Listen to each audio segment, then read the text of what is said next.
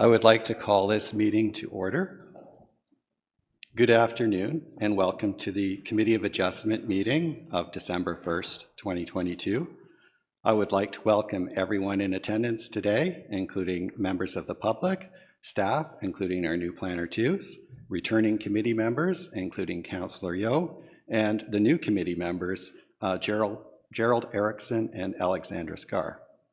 My name is Mark LaHaye, and I'm the Secretary-Treasurer for the Committee of Adjustment for the City of Kawartha Lakes. As this is the first meeting of the Committee of Adjustment in this new term of Council, the first order of business is to appoint a chairperson to conduct today's meeting and subsequent meetings in 2023. The role of the chairperson includes the responsibility to chair the meeting, ensuring the meeting is conducted as listed on the agenda or by resolution if it is decided to move an item on the agenda, ensuring meetings are conducted in accordance with the Planning Act and the city's procedural bylaw, calling for pecuniary interest when listed on the agenda, noting that it is up to the individual committee member to determine whether or not they have a pecuniary interest, ensuring all members of the committee, visiting staff, and members of the public are treated with respect. Once the chairperson has been appointed today, they will conduct the appointment of the vice chair of the committee, who will serve as the chairperson in the absence of the chair. I will now call on members of the committee 3 times for nominations for the position of chair. Firstly, I call upon the members of the committee to put forward a nomination for the position of chair. Member Strangway?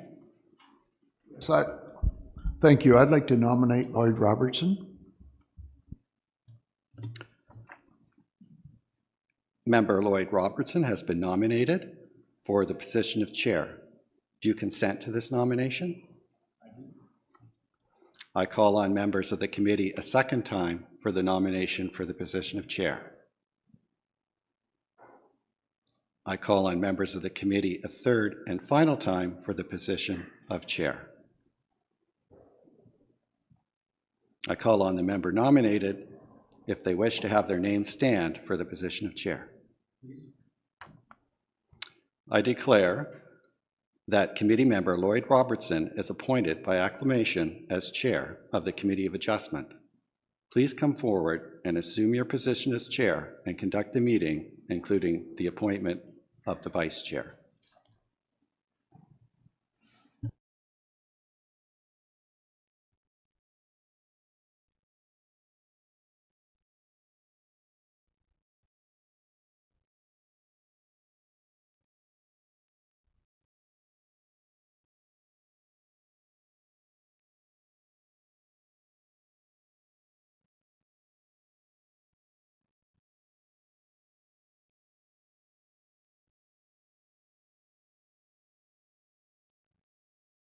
I get told about this all the time, yeah.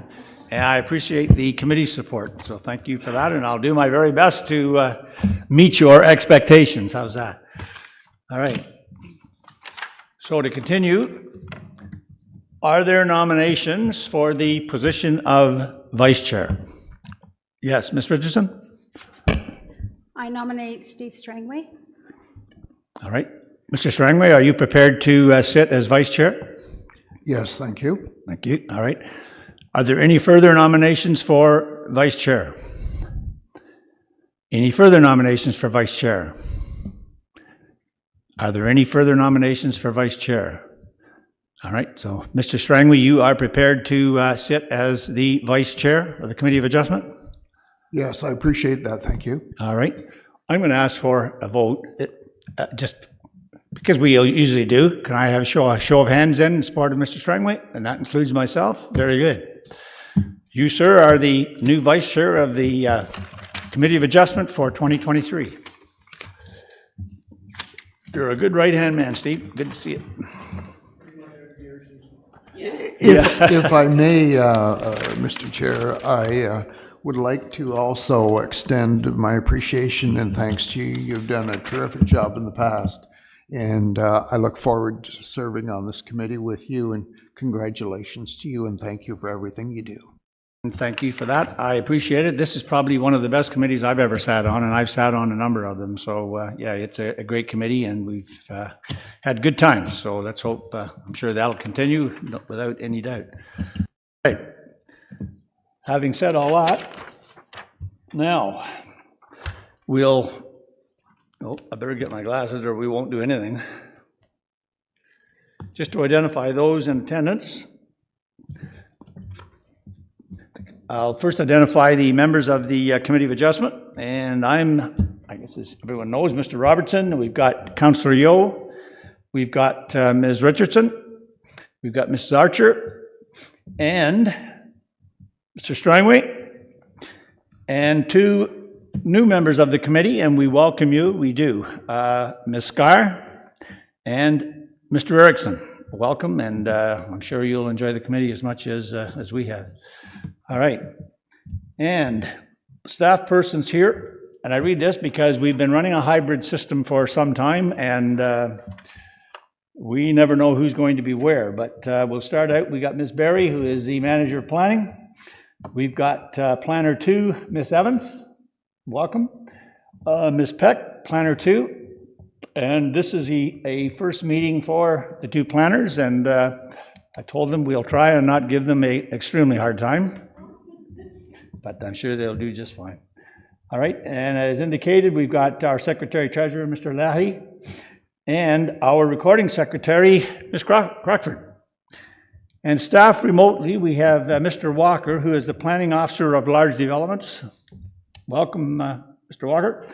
And our Chief Building Official, who is always a welcome addition, Ms. Murchison. Thank you. All right, moving right along.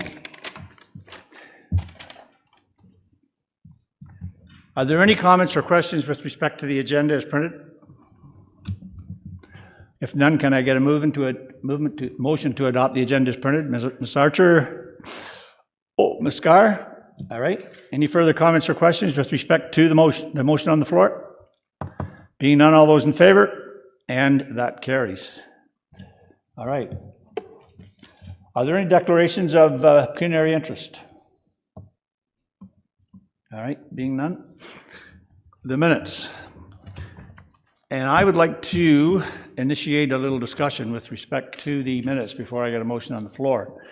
And I welcome committee's comments, and as well, I'm sure we'll be asking Ms. Berry for her comments. I think on two occasions now we've had a situation where there's been a motion amended, and then the amendment wasn't shown in the actual amended motion, which was voted on as an amended motion. And that situation has just arisen again, and I totally agree with your comments, Ms. Richardson, and I picked up on that as well. Where was the amendment? So I guess my concern is, and I think we're looking at page 9 of the minutes.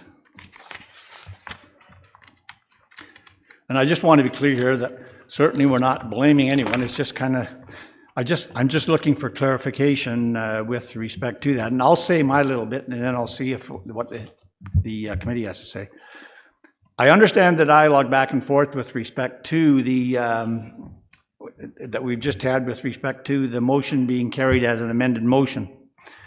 But I have concerns that the committee officially adopted an amendment to a motion, and I think, Ms. Archer, that was your question about 2 meetings ago, and now Ms. Richardson's question. We officially adopted an amendment to a motion, and then the motion actually read an amended motion in the minutes and was carried by a committee vote. But then find that we don't have that amendment when we get to the minutes for the meeting.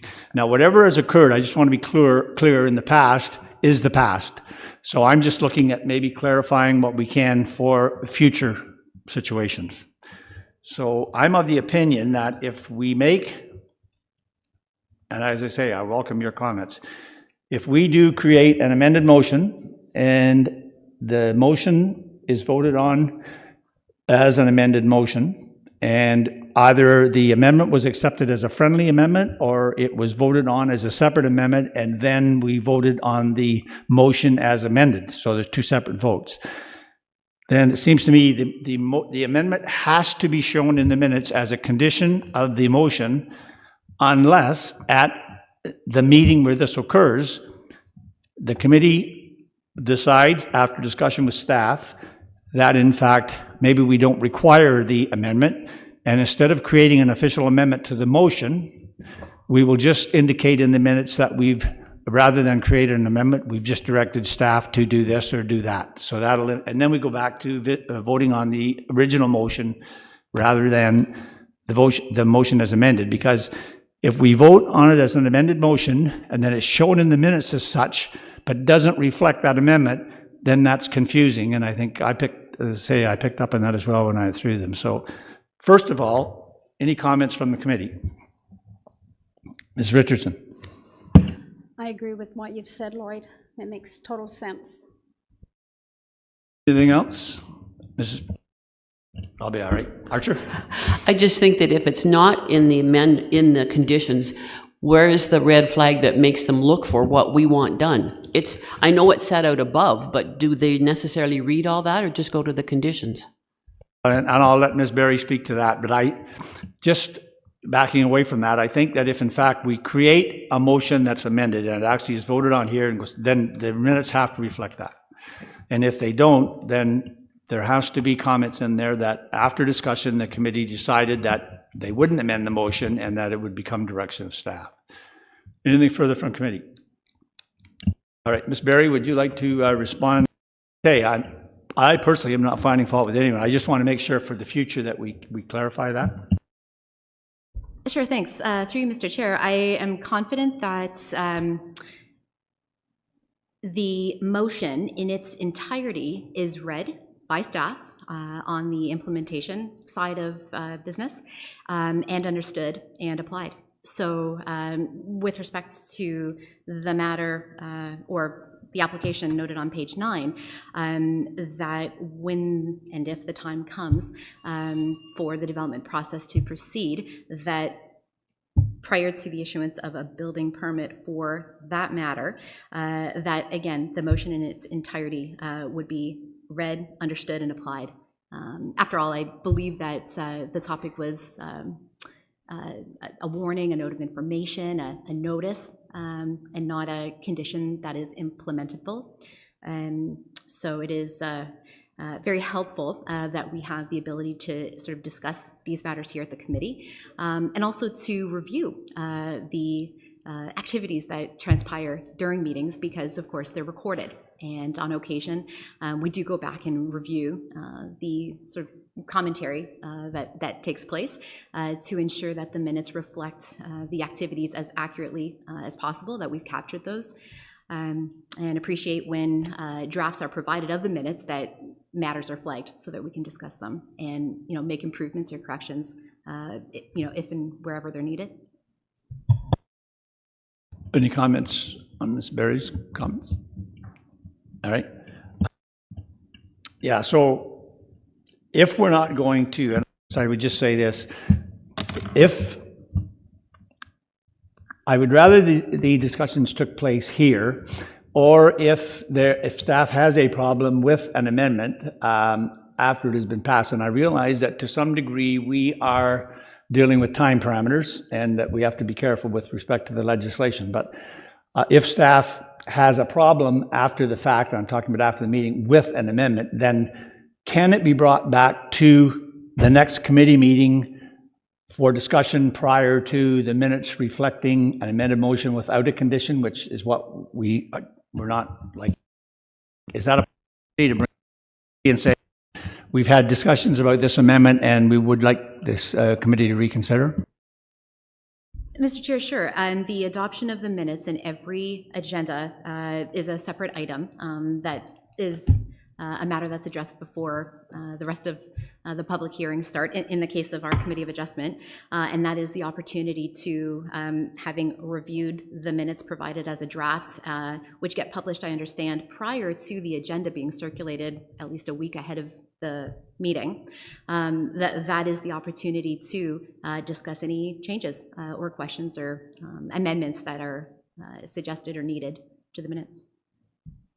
Thank you for that, because I know it took us a while to get our heads around the fact that we stopped putting conditions in there with respect to human habitation, if everyone recalls, with respect to garages and lofts and this sort of thing. So we don't do that anymore. So yeah, and that's just one example. So I think what we'll do is then we'll end the discussion with, we'll continue with our amendments, and we will. And if in fact there's a problem with that amendment, then I would appreciate it coming back at the next meeting when we discuss the minutes and say, we're not sure that that amendment was required, blah, blah, blah. And then we can, do we revote? The past is the past. That's the problem. That's the only concern I have, is that once it's voted on, it's kind of final. So, but I want, and I think the committee has indicated too, they want that amendment to show. Because, yeah, I have concerns, and I think somebody mentioned it. Does everyone read all of the report? And I'm not convinced that again, not faulting anyone, but that probably doesn't happen. So if there's things relating to the building code or this or that, I'm concerned that it could be missed. So in fact, I remember Ms. Murchison at one time asked us to put certain motions in just to red flag it for when they were going through with the building permit process. So I'm not going to beat a dead horse here, but if we could, if there's a real problem, then let's discuss it before it's pulled out, please. Mr. Chair, and I just want to clarify the difference between, or ask that you clarify the difference between a motion and a condition of approval. I have heard the terms be used interchangeably, but I would just caution us when we're having those discussions that we're clear on what the intent is, and are we as a committee, excuse me, I'm speaking on behalf, but is the committee asking that a different condition of approval be included, or just that the motion that introduces the conditions of approval that are implementable are the ones being addressed? Yes, Ms. Richardson. So Ms. Berry has brought up an interesting point, because these are conditions of approval, and yet we're putting them forward as motions. So is there a difference? I'm really not 100% sure, but I do know that if we bring a motion forward, we can't just say, well, we're changing that. There is a process. Sure, just perhaps for maybe some background, or at least how staff approaches conditions of approval. If we think about the structure, the format of a report, and we see in the report the area for the conditions of approval, should the committee approve the application, those are simply lifted out of the report and placed into a decision. The motion is what introduces and has the conditions take effect. So conditions can be revised, new conditions added, conditions removed, but the conditions of approval are numbered. They are usually discussed, almost always discussed as the committee, or at least they're aware of those conditions and are using them as part of making their decisions, and that the motion language can include additional verbiage that can be reflective of information that was brought to the table by the committee, sometimes additional information that doesn't warrant, I'm going to use the word warrant, necessarily a condition of approval, meaning it's not something that an applicant or an owner, proponent, needs to demonstrate they have done something about in order for a building permit ultimately to be issued. So in my mind, that's what separates or distinguishes a condition from a motion. I think that most of what we've done have been red flags. I think your trailer situation was a red flag, and as was your amendment. Can't remember what it was about now. It had to do with notifying one of the committees anyway, or one of our departments. So, yeah. Well, I guess what I would ask, and you're an excellent resource for us, if we go down that road with amendments, then I'll probably be asking you to clarify the situation before we do any voting. So we'll leave it at that. Everyone comfortable with that then? All right. Okay. All right. So can I get a motion on the floor then to adopt the minutes as printed? Ms. Richardson, Ms. Archer, any further comments or questions? All those in favor? And that carries. Thank you.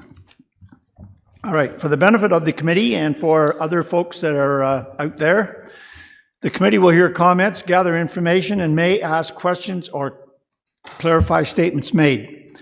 The committee may ask, excuse me, and answer questions or redirect questions to the appropriate person.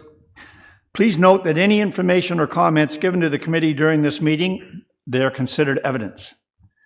We will first hear from staff, then the applicant or his or her agent. We will then hear from any person in support of or from those who have questions, concerns, or are opposed to the application. Finally, the applicant or his or her agent will have an opportunity to respond to any of the statements made to the committee. And I would further advise that if you wish to speak to the committee, when you come on the screen, for those online, you would state your name, and then we will afford you 10 minutes to make your presentation. I don't think anyone has ever went 10 minutes, and they're much shorter than that. But if you feel that you just cannot possibly get all of your information in within that 10 minutes, then I will ask the committee if they will afford you a couple of more minutes to finish. But as I say, I don't think that's ever happened. So the big thing is when you come on the screen, please give us your name. All right, having said all that, we're now dealing with file number D20-2022-019, and this is vacant land, Balsam Lake Drive, Geographic Township of Bexley, and we got Ms. Berry. Go ahead, Ms. Berry. All right, thank you, Mr. Chair. So the first minor variance on our agenda is the one before us on the screen at the moment. This is file D20-2022-019. It is to endorse the recreation of a lot that has merged on title. Now, the Bexley zoning bylaw requires a minimum lot area of 25 hectares in this zone. The existing undersized parcel was at 17.45 hectares. So again, already under that minimum 25 hectares. The severed parcel, 10.31 hectares, and the retained at 7.14. So of course, given we're starting with an undersized parcel at 17, both the severed and the retained would be further reduced. And the variance is to recognize that reduction. So this is giving us an idea of what is on the ground currently and a few photos to bring this application to life. The two adjacent vacant properties have historically existed as separate lots of record. The properties inadvertently merged on a previous transfer due to a Planning Act violation. We had discussed this at length with the owner's applicant, Emily McCabney of LLF Lawyers, LLP. The recreation of these two lots to get them back into what they historically were existing as was needed to complete a conveyance, essentially a land sale. So the reestablishment of these parcels doesn't hinder the continued rural use of the properties. We're also not adding a new additional lot to the overall city's lot fabric because, of course, these properties already existed as separate lots. The application does uphold the goals and objectives of the rural land use designation in the city's official plan, and as well the policies for wetlands and woodland features. The resulting acreage at 10.31 hectares and 7.14 hectares is sufficient and appropriate for the permitted uses in the rural general zone. We did not receive any issues, concerns, or comments from any members of the public or from our partner commenting agencies. We did, after the report was published, receive a comment from Kawartha Conservation, just identifying that almost entirely the parcel is covered by their regulated area. And so this is a note of information for any future ownership interested in further developing the properties. Again, they are vacant currently, that there would be the permitting requirements through the Conservation Authority to be addressed prior to the issuance of a building permit. There is no need for any conditions in this regard, simply because under the building code, prior to the issuance of the permit, the Conservation Authority's requirements would have to be adhered to first. All right, and the photos, again, along the bottom of the screen are just indicating what we would see if standing on the road. So those, the center photo is just there for really information to give some context to adjacent uses. It is a residential lot, but is not subject of this application. Just to give us an idea of what Balsam Lake Drive in this vicinity looks like, heavily wooded. And Mr. Chair, I shall leave that there with a recommendation for approval. Thank you. Thank you. Are there any questions to the planner? Ms. Archer? Through you, please, to Ms. Berry. Could you tell me, please, the lot with the residence on it, was it subject to a severance? Was it made because of a severance? Through you, Chair, Mr. Chair, I just didn't catch the very last part of the question, Ms. Archer. My apologies. Was the lot subject to a severance? Yeah, was it a severance? Was it created through a severance? Because quite often when they sever something, they make the other two merge, or else they won't give you a severance. Through to the member, if it is of interest, we can check the legal description of the lot in between the subject parcel that isn't a subject of the application. We didn't explore the history of that adjacent parcel. But if that's of interest, the legal description would be quite telling as far as, is it severed from the larger lot of record, or is it, for example, a lot on a plan of subdivision? Again, not part of this application, but if it's a curiosity, we can certainly nip that in the bud. I understand it's not part of this application, but if it were a severance, and the condition of the severance was that the other two parcels merge and become one, so you can't sever, this is contravening that condition, is it not? I'm just, The lot in the center really has, and forgive me, nothing to do with the what we're seeing on the screen as what's to be severed and to be retained. The original creation of the lot in the center has not impacted the current merge of the lands adjacent to it, if that's what the question is, Ms. Archer. The historic creation of that residential lot in the center, when it was created, did not impact the current severed and retained proposal. So through you, please, Mr. Chair, the severance was not dated at the same time as those two merged?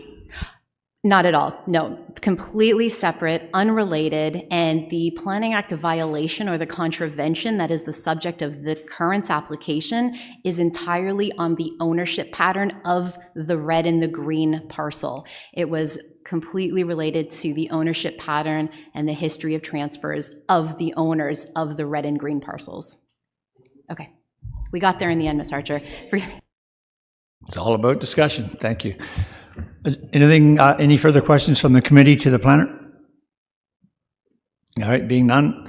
Is the applicant online? Does the applicant wish to speak to the application? And your name, please? My name is Emily McCabney. I am the solicitor representing Beverly Laidlaw for this transaction, who's the owner of the property. Thank you. Go ahead, please. I don't really have much to add other than what Leah has already described. I can actually answer some of the questions that were just asked in regards to the history of the property.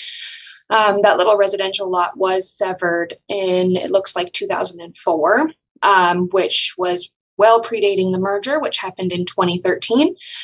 The merger was as a result, the two lots were owned separately by a husband and a wife. When the husband passed away, the lot was transferred into wife's name, thus creating the Planning Act violation and merging the two properties. This application is to recognize the two lots as they existed before they merged in 2013. So everyone expected, they were of the understanding that they were two lots. So one of the, Beverly actually entered into an agreement of purchase and sale to sell one of them. She was not aware that the properties had merged. And it wasn't until the buying lawyer completed their title search that it was disclosed that the properties had in fact merged. So now we're just trying to go through the process of getting them separated. This minor variance application is actually a condition of the ongoing severance application in order to split the two lots to deal with them separately. And that's why we are meeting today for this particular property. It's just to recognize the lower lot area for both properties, both the severed and retained, to bring what was two previously existing lots into compliance with today's regulations. Thank you for that. Are there any questions of the deputy? Thank you again for that information. Is there anyone online wishing to speak in support of this application? In support of the application? Anyone online wishing to speak in opposition to the application? Opposition to the application? All right, being none, committee. Ms. Richardson. As recommended. All right, do I have a seconder? Councillor Yeo. Are there any further comments or questions with respect to the motion on the floor? Being none, all those in favor? And that carries. Thank you. Your application is approved. Thank you. All right. Moving right along, we're dealing with file number D20-2022-076, and this is 6 Cedarhurst Avenue, Geographic Township of Verlin. Ms. Evans, go ahead. Thank you very much. Yes, we are looking at 6 Cedarhurst Avenue, located in the former township of Verulam. The property is zoned residential type 1 under the Township of Verulam zoning bylaw 6-87 and is designated waterfront under the City of Kawartha Lakes official plan. Looking at the air photo here, the property is located in an established residential neighborhood on the northern side of Sturgeon Lake. While the property itself does not abut the lake, there is water access further down Cedarhurst, which is a year-round municipal road. The property is rectangular in shape and contains a one-story dwelling and accessory structures. In terms of the built form along Cedarhurst Avenue, it consists of a mixture of 1- and 2-story dwellings that are of varying distances to the street.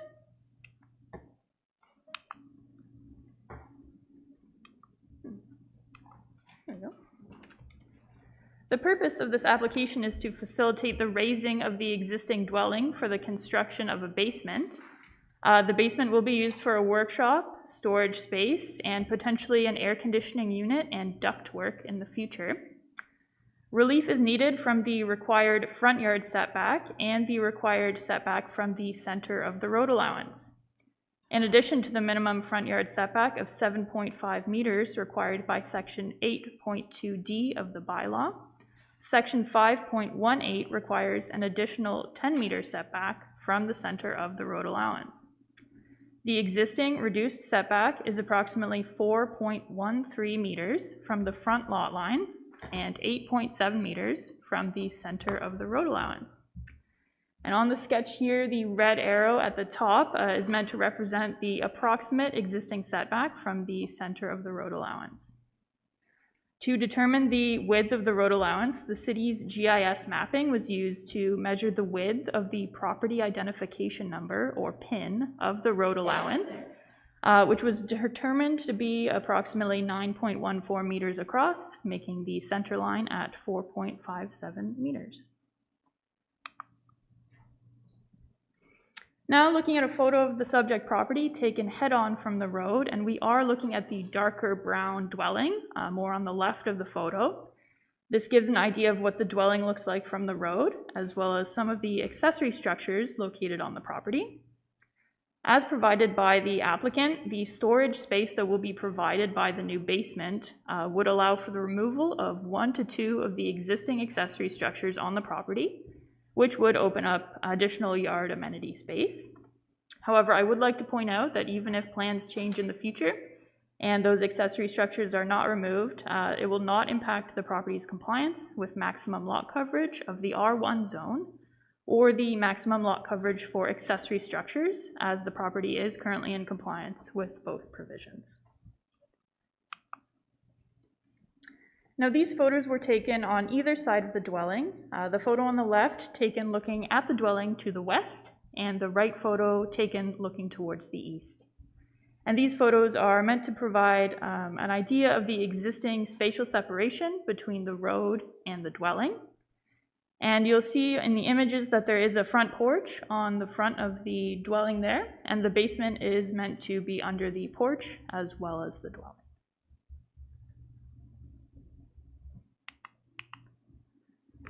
The raising of the dwelling will not result in an expansion of the existing footprint, and therefore no yard amenity space will be impacted. Additionally, the built form will not be extended further into the front yard, as the existing front yard setback will be maintained. Looking to the official plan, low-density residential uses are permitted within the waterfront designation.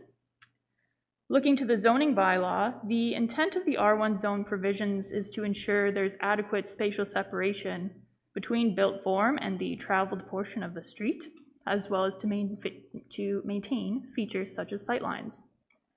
The existing dwelling complies with all provisions of the R1 zone, with the exception of the existing legal non-complying front yard setback, which again is to be maintained.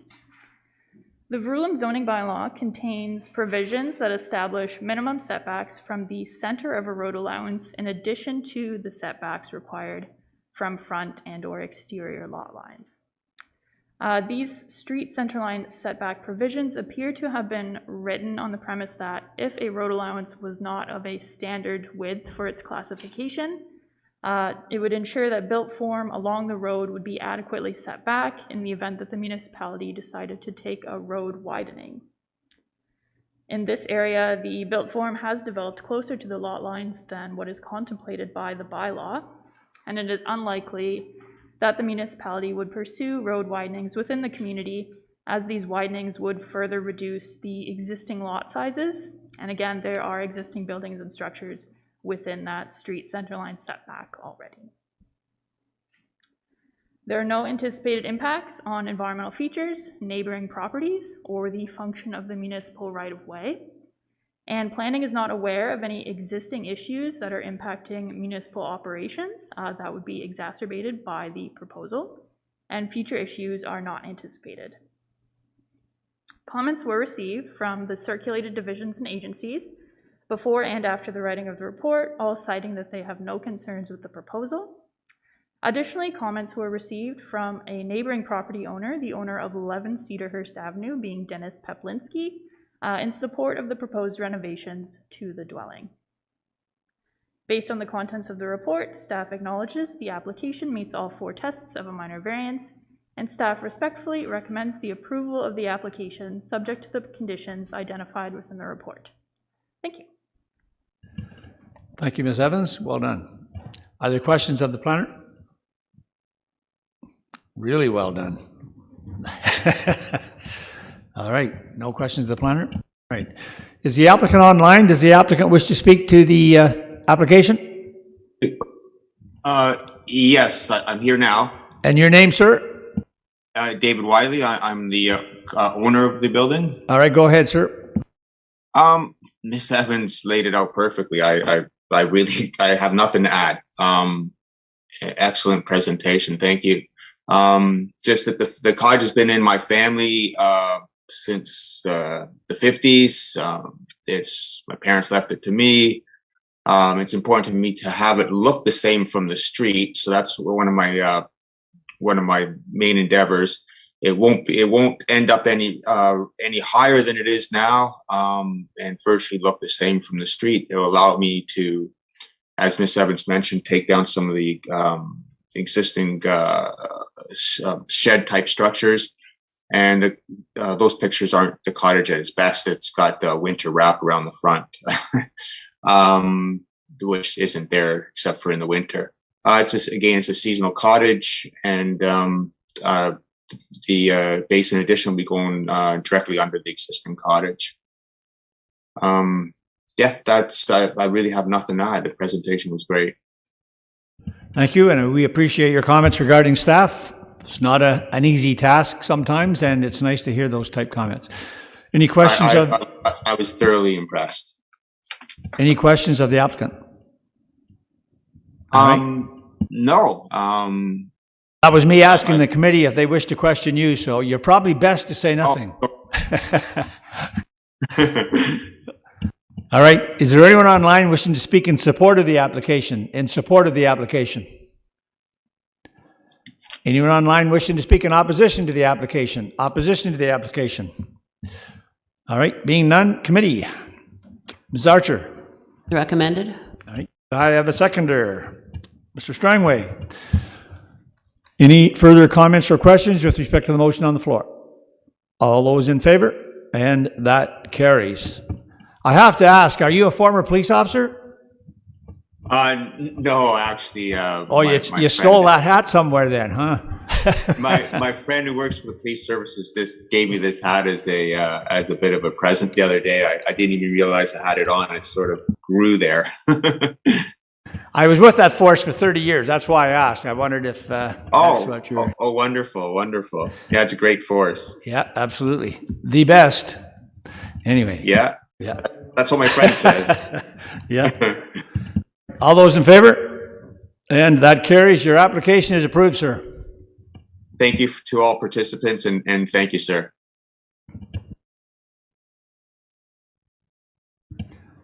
I had to mention that. All right, we're moving along here. We're dealing with file number D20-2022-078, and it's 181 McGuire Beach Road, Geographic Township of Carden, and we have Miss Evans again. Go ahead. Thank you again.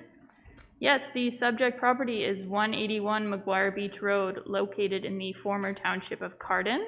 It is zoned limited service residential under the Township of Carden zoning bylaw 79-2 and is designated waterfront under the City of Kawartha Lakes official plan. The property is located in an established residential neighborhood that borders on the northern shore of Canal Lake.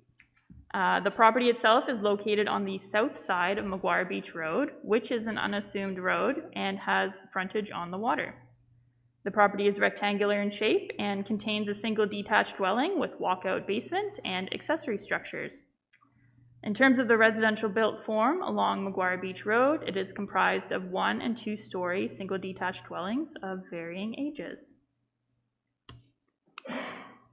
Looking to the sketch, the purpose of the application is to facilitate the construction of a 28.05 square meter addition to the existing dwelling that is to be constructed on piers above grade.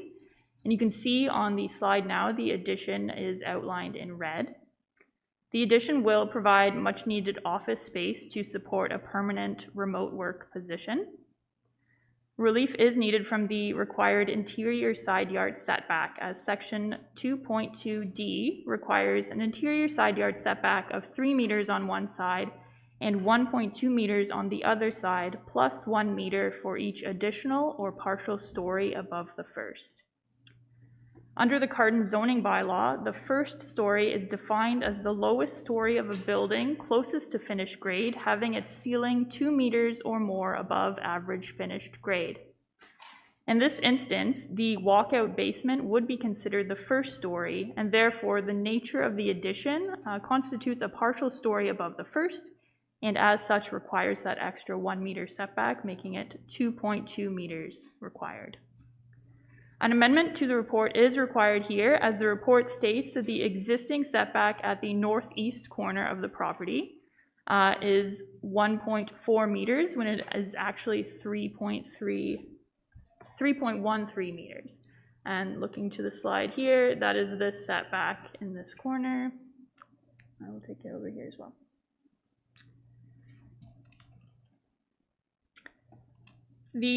Again, the existing setback on the east side is 3.13 meters at the northeast corner and 0.97 meters at the southeast corner. And on the opposite side where the addition is going, this dashed line going kind of down here where the red touches is to represent a 1.2 meter setback from the property line. So just to note, that dashed line is not the property line, it is 1.2 meters setback. So on this side with the proposed addition, on the west side, it is 1.2 meters at the northwest corner and 2.87 meters at the southwest corner.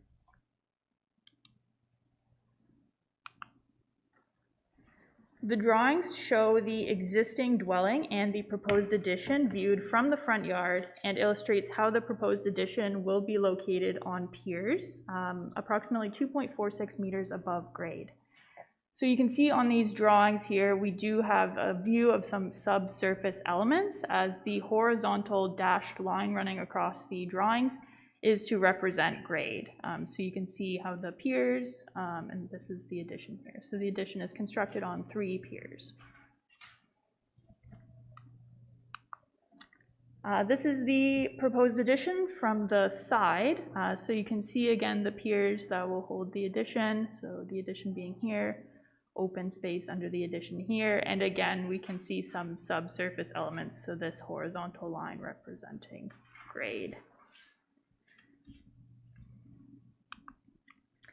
And these construction drawings are just a floor plan of the proposed addition as well as part of the existing dwelling. So we're looking at the floor plan there.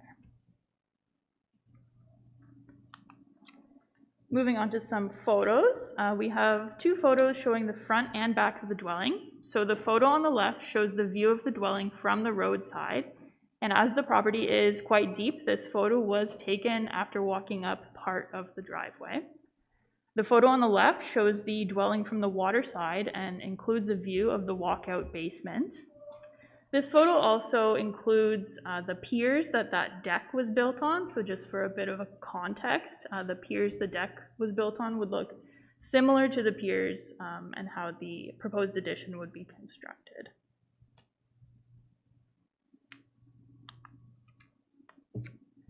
The photo on the left again shows the back of the dwelling, and it has the approximate location of the proposed addition outlined in a red rectangle. The photo on the right shows the west side of the dwelling looking into the rear yard, looking towards the water, and the piers will be in line with the post in the metal gate that is farthest from the dwelling. So let's get the pointer. Approximately here is an idea of where those piers would kind of line up.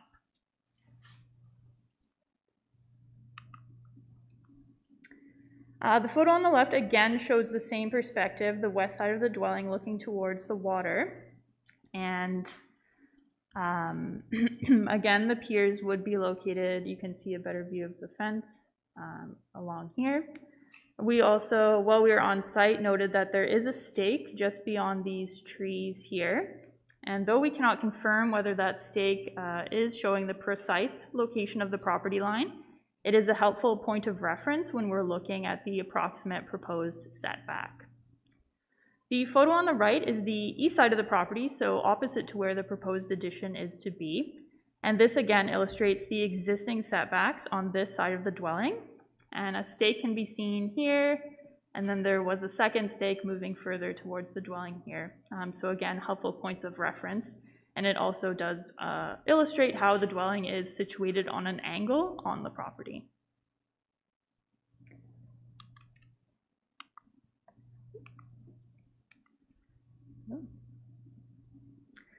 The rear yard is accessed on the same side of the property as the proposed addition. And as the addition is above grade, the rear yard can continue to be accessed in this location, and equipment such as a lawnmower can still be taken from the front yard to the rear yard. Looking to the official plan, low-density residential uses are permitted within the waterfront designation. Looking to the zoning bylaw, the purpose of an interior side yard is to manage massing, to provide sufficient space for lot drainage, access between the front and rear yards, and building maintenance. In addition to the 1.2 meter setback required, the bylaw requires an additional 1 meter for each additional or partial story above the first. As the proposed addition is considered to be a partial story above the first, the extra 1 meter is required. The purpose of the additional 1 meter setback is to recognize that impacts to privacy or massing, for example, may increase with the height of a building or structure. So the extra setback is meant to mitigate this impact. As the addition is to be on piers above grade, it will not impede access between yards and will continue to allow for any required building maintenance to be performed on this side of the dwelling. The interior side yard setback also serves as a privacy barrier between abutting properties. As you can see in the photo on the right, there is vegetation along the property line that provides visual screening between the two properties. And there is an absence of windows on the western wall of the addition, so no land use or privacy issues are anticipated. There are also no anticipated impacts to environmental features, neighboring properties, or the function of the right-of-way.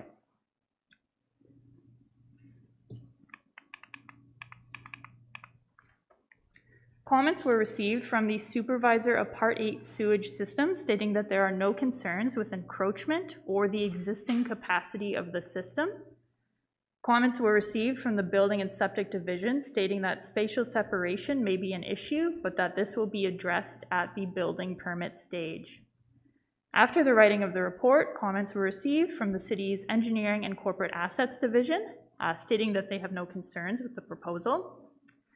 Additionally, after the writing of the report, comments were received from a neighboring property owner, Jose Catarino, who owns 175 Maguire Beach Road, which is 3 lots to the east of the subject property, as well as the island you can see in this photo just to the south.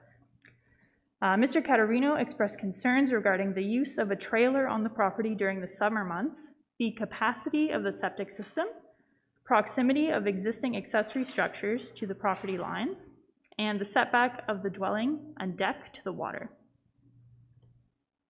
Based on the contents of the report, staff acknowledges the application meets all 4 tests of a minor variance, and staff respectfully recommends approval of the application subject to the conditions identified within the report. Thank you. All right, Ms. Evans, I see as well there are comments from a Mr.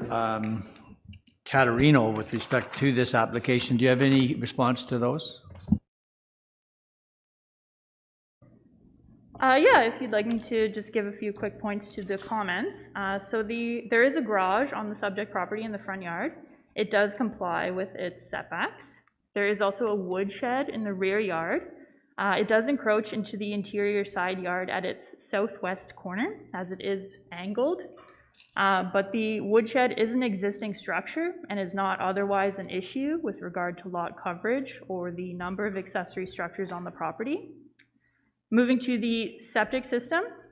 So the septic system was reviewed again by the supervisor of Part H sewage systems, who stated that the proposed addition will not encroach on the required clearance distances to the system, and that the addition will not cause an increase in the total daily sewage flow and thus will not impact the performance of the existing system.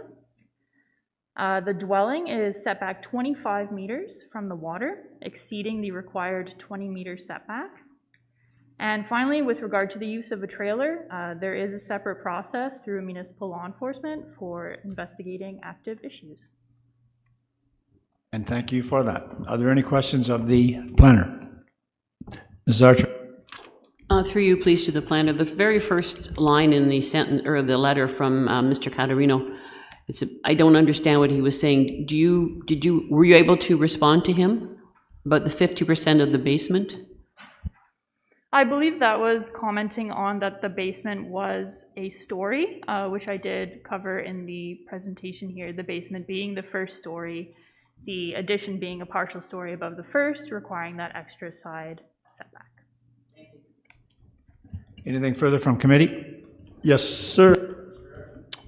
Yes, if I may ask. First of all, a general question at the top of page 2, second line where it says condition will be considered fulfilled upon completion of the first building inspection. When does the first building inspection occur? Secondly, are the front steps within the setback area? So there's no problem with the front steps in terms of setback? And third, on the side where the addition is going, because I went there yesterday and I saw the trees, they're very helpful in acting as a screen. Whose property are those trees on? The applicants or the neighbors? And what I would ask in the future, Mr. Erickson, I realize you're new to the committee, but we'll take the questions one at a time because the planners have to sort of try and decipher all of this. So I'll just ask you after the first question if you have a follow-up, and then we'll just carry on from there. But thank you for the questions, and go ahead, Ms. Evans. Thank you. So I will start with the second question. So the front yard setbacks, the property is quite deep. So the dwelling is set back 42.39 meters from the front lot line. So the front steps are well out of that setback area, the required setback being 7.5 meters. In terms of the trees, we did see a stake on the property, as I said. It was on the opposite side of the trees, so making it appear that the trees would be located on the property owner's property, of the subject property rather, 181 McGuire. Again, without a survey showing the trees, it's hard for me to determine that exactly, but that's just based on what we saw when we were in the field. For the first question, I will defer to Suzanne Murchison, Chief Building Official. All right, Chief Building Official online. Ms. Murchison, are you aware of the question? Yes, sorry. All right, I go had to think ahead. about it there for a second. So through the chair, the first building inspection will be the footings for this addition. Do you have a follow-up, Mr. Archman? No, all right. Thank you for that, Ms. Murchison. Anything further from committee? All right, being none. Is the applicant online? Does the applicant wish to speak to the application?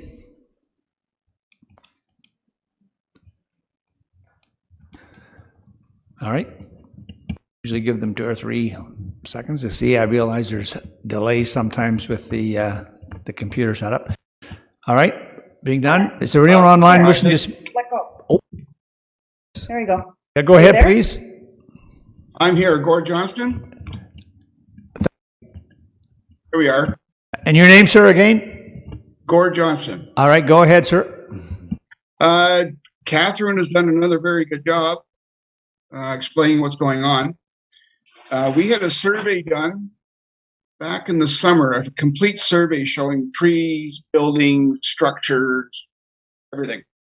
And the trees on the west side, which you're discussing, we only plan on trimming up just enough to get the addition out. We will not be taking any trees down. All right, did you And wish to that's add? about, I think that was one main question, right? Do you wish to add anything further? No, Catherine has explained everything. This is basically for my wife's office. We have my 99-year-old mother living here downstairs, and she's working in the living room. It's kind of a difficult thing. So trying to get her out of the living room. All right, thank you for that. Are there any questions of the applicant from the committee? And no, do they have any questions? Just a minute, sir. Strangway, go ahead, sir. No, it's fine, sorry. All right. No, it looks like your easy day, sir. All right, just hang in there. Is there anyone online wishing to speak in support of this application? Anyone online wishing to speak in opposition to the application? All right, being none. Committee. Mr. Strangway? As recommended. Right, do I have a seconder? Ms. Scar? Any further comments or questions with respect to the motion on the floor? All those in favor? And that carries. Thank you. Your application is approved, sir. Thank you very much, and thank you, Catherine. Thanks, committee. All kinds of accolades today to the planner, guys. Job well done. All right. Moving right on, we're now with file number D20-2022-079, and this is 7 Lila Court, Geographic Township of Emily. Ms. Peck, you're on. Thank you. So the subject of this presentation and application is the property municipally addressed as 7 Lila Court in the Township of Emily. So the purpose of this application is to reconstruct. Could I get you just a little closer to that microphone, please? Sorry. Okay. The purpose of this application is to reconstruct and enlarge an existing non-conforming boathouse located in the Environmental Protection Zone, otherwise known as the EP Zone. The subject property is located along the south shore of the Pigeon River, located northeast of the village of Omemee. This neighborhood is characterized by residential waterfront lots, as well as larger agricultural or rural lots located to the south, which separate Lila Court from Yankee Line. At the east end of Lila Court is the well-known location of Egan Houseboat Rentals. The property is designated waterfront in the City of Kawartha Lake's official plan and is zoned limited service residential exception 4 and environmental protection under the Township of Emily zoning bylaw. Lila Court is a municipally improved road and is maintained by the city.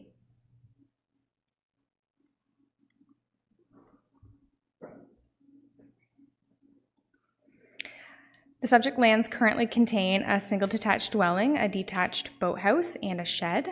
As I mentioned, the purpose of the application is to reconstruct and enlarge the existing non-conforming boathouse located in the Environmental Protection Zone, otherwise, like I said, referred to as the EP zone. In accordance with Section 45(2)(a)(I) of the Planning Act, if a structure was used for a purpose prohibited by the bylaws on the date of its passage, the committee may permit its enlargement of the use if it's continued up until the date the application is submitted. The existing boathouse was constructed around 1958 and therefore predates the passage of the Emily zoning bylaw in 1996. The location of the boathouse is represented by the star in the aerial image above, as well as on the zoning bylaw depicted on the image on the left. The two pictures on the right were taken from angles indicated by the corresponding colored arrows in the aerial image in the center. The image on the bottom depicts the boathouse as it exists today. As you can see, the existing structure is in need of repair and has quite a bit of damage. The concrete piers appear to be structurally compromised, and the existing cladding is deteriorating. The roof has a low, flat design and is currently only protected by a rubber roofing membrane. As you can also see from the image on the top right, there is a significant change in topography on the site, and the boathouse is accessed currently by a set of stairs that leads off the house's rear deck. So here is an illustration of the site plan, as well as a zoomed in excerpt of the proposed work. The proposal is seeking relief from section 3.1.5.2 of the bylaw to permit the reconstruction of a boathouse located within the water setback that projects beyond the shore lot line. The boathouse's reconstruction and enlargement maintains the existing non-complying encroachment of approximately 9.8 meters beyond the shore lot line. Therefore, the proposal recognizes and maintains the existing boathouse's location and projection beyond that shore lot line. Please note that in the report, this encroachment is listed as 7.4 meters, and as we can see on the site plan here, it should read 9.8 meters. The proposal is also seeking permission to rebuild and enlarge the existing boathouse in its general location, located within the Environmental Protection Zone. To necessitate this, relief from Section 5.1 and 5.2 of the bylaw are also required to permit a residential accessory use and the construction of a boathouse in the Environmental Protection Zone. The EP zone, as of right, does not contemplate this use or the construction of any buildings or structures. On the site plan, the existing boathouse is illustrated by the dark blue image in the image above, and the extent of its proposed enlargement is shown in the hatching, the lined hatching. The green strip on the boathouse's west side is illustrating a proposed deck that will abut the west facade. The approximately 9.55 square meter boathouse addition will allow for a 16-foot in-water boat bay to accommodate the owner's watercrafts. The location of the proposed boathouse will remain compliant with the zoning bylaws, permitted side yard setbacks, distance from the main dwelling, and height requirements. The existing docks on the property are proposed for removal, and no additional or new docks are proposed aside from the deck that abuts the west facade. Removing the existing docks will bring the proposal into compliance with the Trent Severn Waterway shoreline development requirements. The continuation and modest enlargement of the boathouse is not anticipated to impact neighbors to the east and west, nor impact environmental features or the function of the Trent Severn Waterway with respect to access, view, or maintenance. Kawartha Region Conservation Authority has issued a permit for the proposed work, which address matters related to natural hazard and heritage features.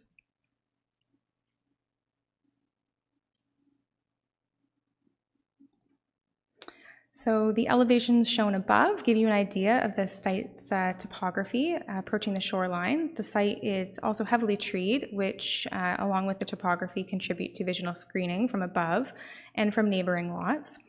The lot located due east is also currently vacant and appears to be used for park and open space purposes, which further reduces the impact on the proposal to neighbors. The proposal is considered in keeping with the waterfront character. For instance, the property 3 doors down, located at 13 Lila Court, also has an in-water boathouse that projects beyond the shore lot line. The proposed reconstruction will change the roof line of the boathouse from flat to a pitched profile, and this will better align with the existing character and massing of other boathouses in the area. This picture here is taken from the northeast corner of the lot, looking east towards the property I mentioned, 13 Lila Court, which also has an in-water boathouse that extends beyond the shore lot line. As you can see, it's hard to see, but this boathouse has a pitched roof, and the proposal will match in character in terms of its roof line. The boathouse reconstruction and expansion is considered desirable as it improves the overall safety and structural condition of the existing building. No comments of concern were raised by members of the public or by circulated agencies. The city's building division did note that a building permit is required and that the foundation design may need to be prepared by a professional engineer. Staff recommend approval of this application subject to the conditions outlined in the report. Thank you, Ms. Peck, and to you, well done. Very thorough. All right, questions of the planner? Yes, Mr. Strangway? Thank you, Mr. Chairman. Ms. Peck, thank you for your report. Am I correct, this being an in-water boathouse, we don't often see those applications coming forward. Is the reason that staff is recommending and approving or recommending for approval the fact that it is replacing an existing boathouse? Through you, Mr. Chair. That's correct. So under section 45(2) of the Planning Act, we are able to consider the enlargement of the boathouse and the reconstruction of the boathouse because the use has existed prior to the passing of the Emily zoning bylaw. So because it's an existing structure that predates the current zoning bylaw, that is where you as a committee can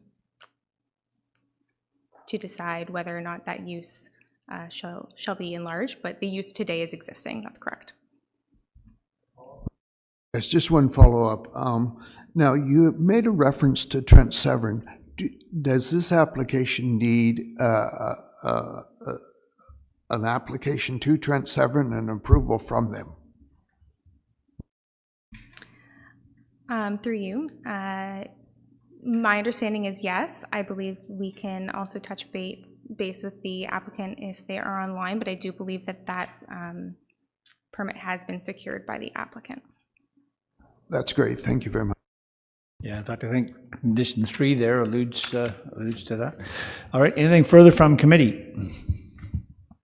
Mr. Erickson, go ahead. Just for a clarification, on page 1, relief sought, item 1, complying encroachment plus minus 4/7 of a meter, versus page 3, the paragraph beginning with the proposed plus minus 9.55 square meter, on the second line where it says plus minus 7.4 meters.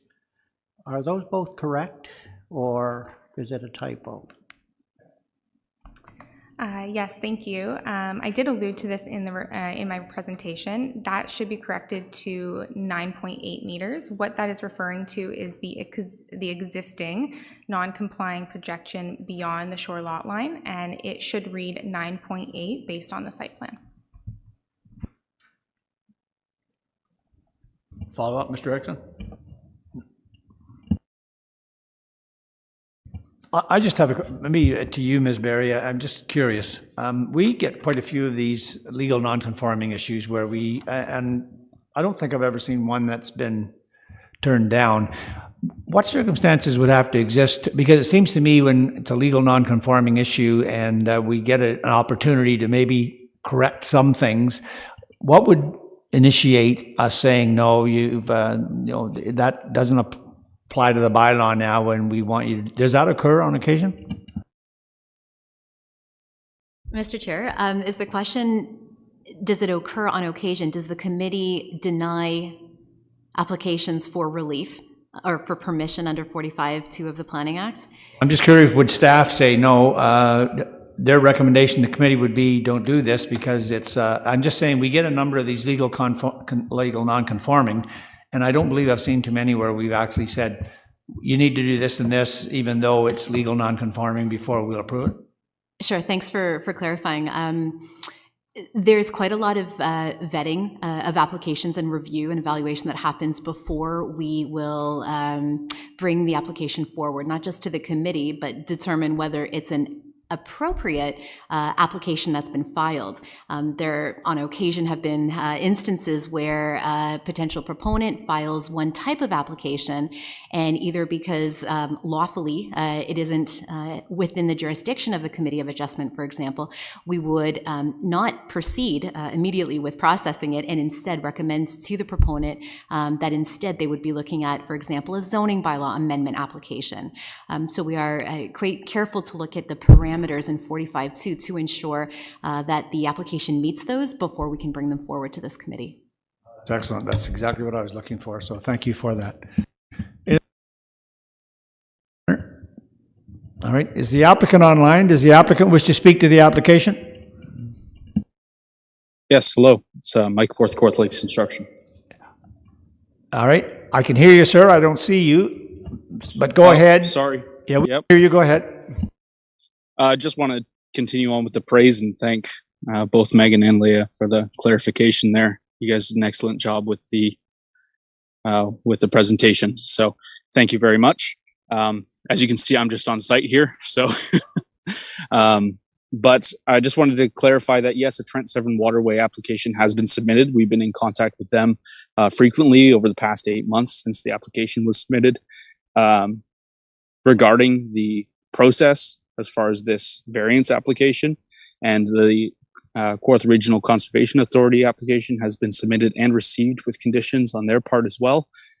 So all the jurisdictions now, aside from City of Kawartha Lakes, which we're dealing with now, have been in the loop, so to say, on this, and everyone's been doing a great job to make sure that everything's done lawfully and to the best of our ability, just making repairs to this boathouse so it doesn't have to be continually maintained over the next 50 years of its life.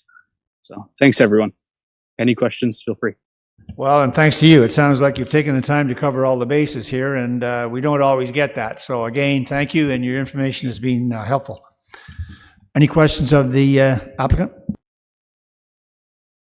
All right. Is there anyone online wishing to speak in support of this application? In support of this application? Anyone online wishing to speak in opposition to this application? Opposition to the application? Being none, committee. Councillor. Move as printed. All right. Do I have a seconder? Ms. Archer, any further comments or questions with respect to the motion on the floor? All those in favor? That carries. And your motion is approved, sir. Or your application is approved, sorry. I just said thank you, sir.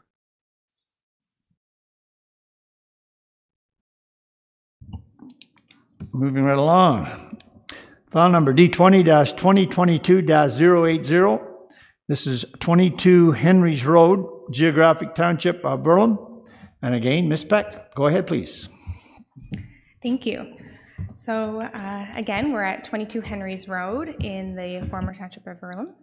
The purpose of this application is to reconstruct the property's existing residential to recognize the property's existing residential use and to facilitate the reconstruction and enlargement of an existing single detached dwelling, as well as a new detached garage on a property that fronts onto an unimproved road. The subject property is located along Henry's Road, which is south of County Road 8, approximately 8 kilometers west of Bobcaygeon. The surrounding area is predominantly large agricultural lots with a few smaller residential lots located north off of Cable Road and located further south down Henry's Road. The property is designated rural in the City of Kawartha Lakes official plan and is zoned general rural under the Township of Burlum zoning bylaw. The property is again on Henry's Road, which is an unimproved road and unmaintained road. Oh.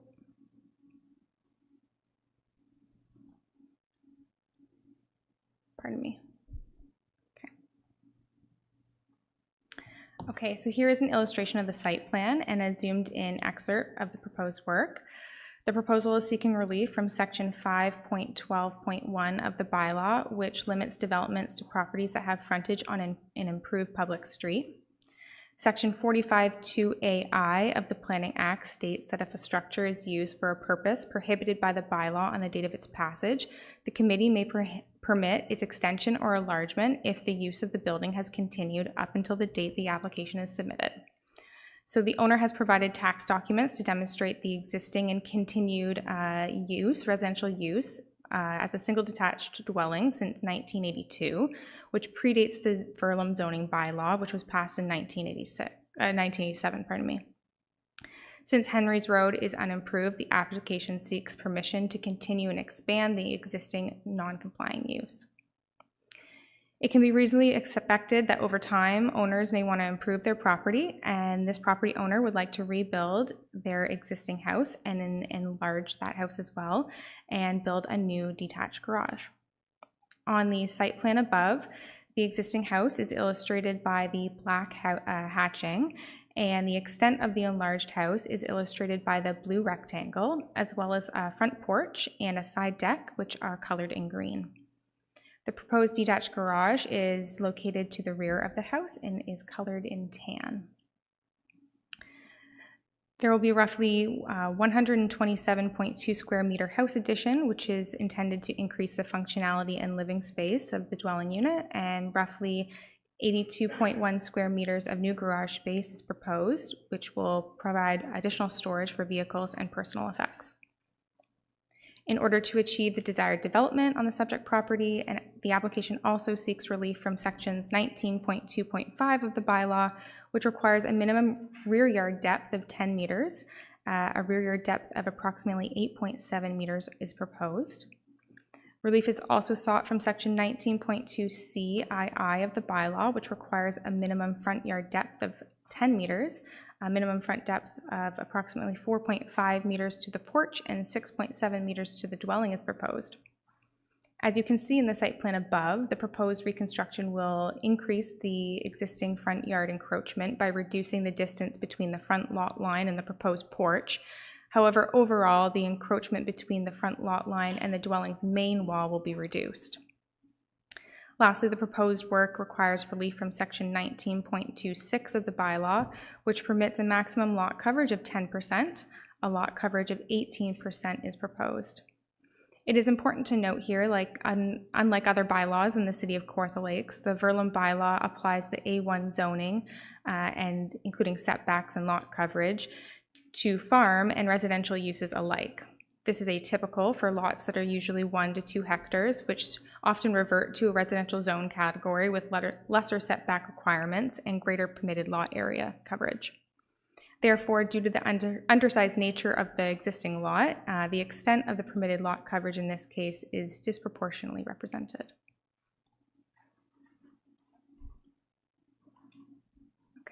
So the two pictures on the right were taken at angles indicated by the corresponding colored arrows in the aerial image to the left.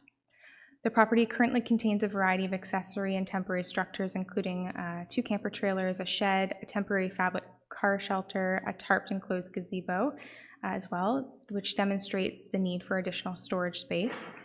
The existing camper trailers will be removed from the property to facilitate this proposal. The existing location of the camper trailer in the front yard demonstrates the ability to accommodate further encroachment into this front yard. As illustrated by the image on the top right, there's also a row of mature trees that will provide physical and visual separation, between the house and the street. The property owner is also storing their boat on the lot, which would benefit from covered storage within a detached garage. The image on the bottom right illustrates a topography change on the site on the north portion of the lot, which makes the selected location for the detached garage ideal, as this area is largely flat and cleared of vegetation. Still looking at the bottom image, the garage will be located beyond the gate, approximately where the equipment is located in the background. You can see there.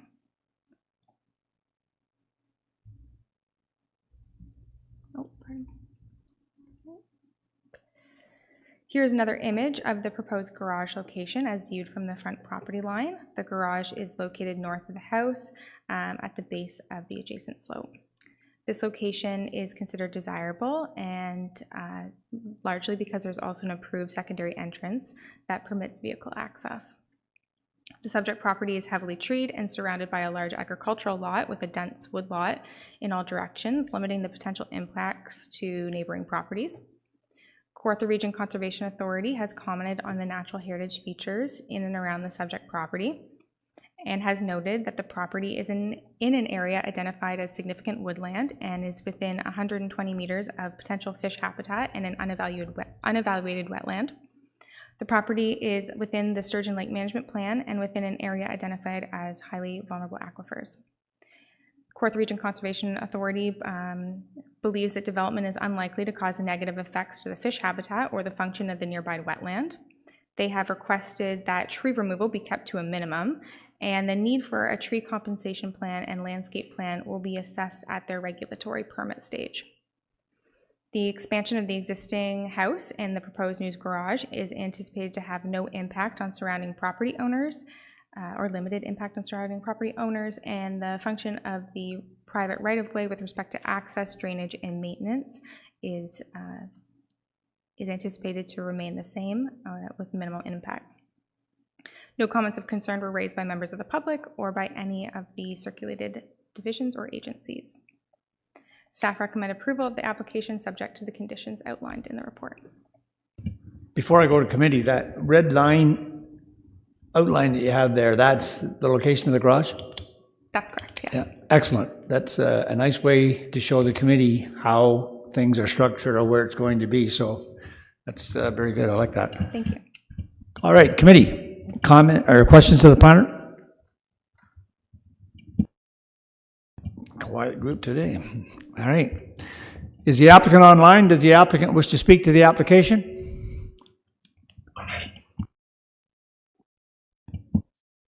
And your name, sir? Good afternoon, committee. My name is Tom DeBoer with TD Consulting. I am the applicant on behalf of the owner of the property. Planning staff and myself have been diligently working on this file for some time just to ensure that it was appropriate and fit the best situation under the circumstances. So I want to thank them for their diligent work on this file. And if there's any other further questions, I'd be happy to answer them. All right. Thank you, Mr. DeBoer. Are there questions of the deputy? Yes, Mr. Erskin, go ahead. Yes. Does the applicant, the owner, plan to abandon the building permit application for a deck? That is, it's stated here in the report that it has no relevance to this application, but is that application? Yeah, so that application for the building permit for the deck would become redundant because it's no longer required. And it will be removed.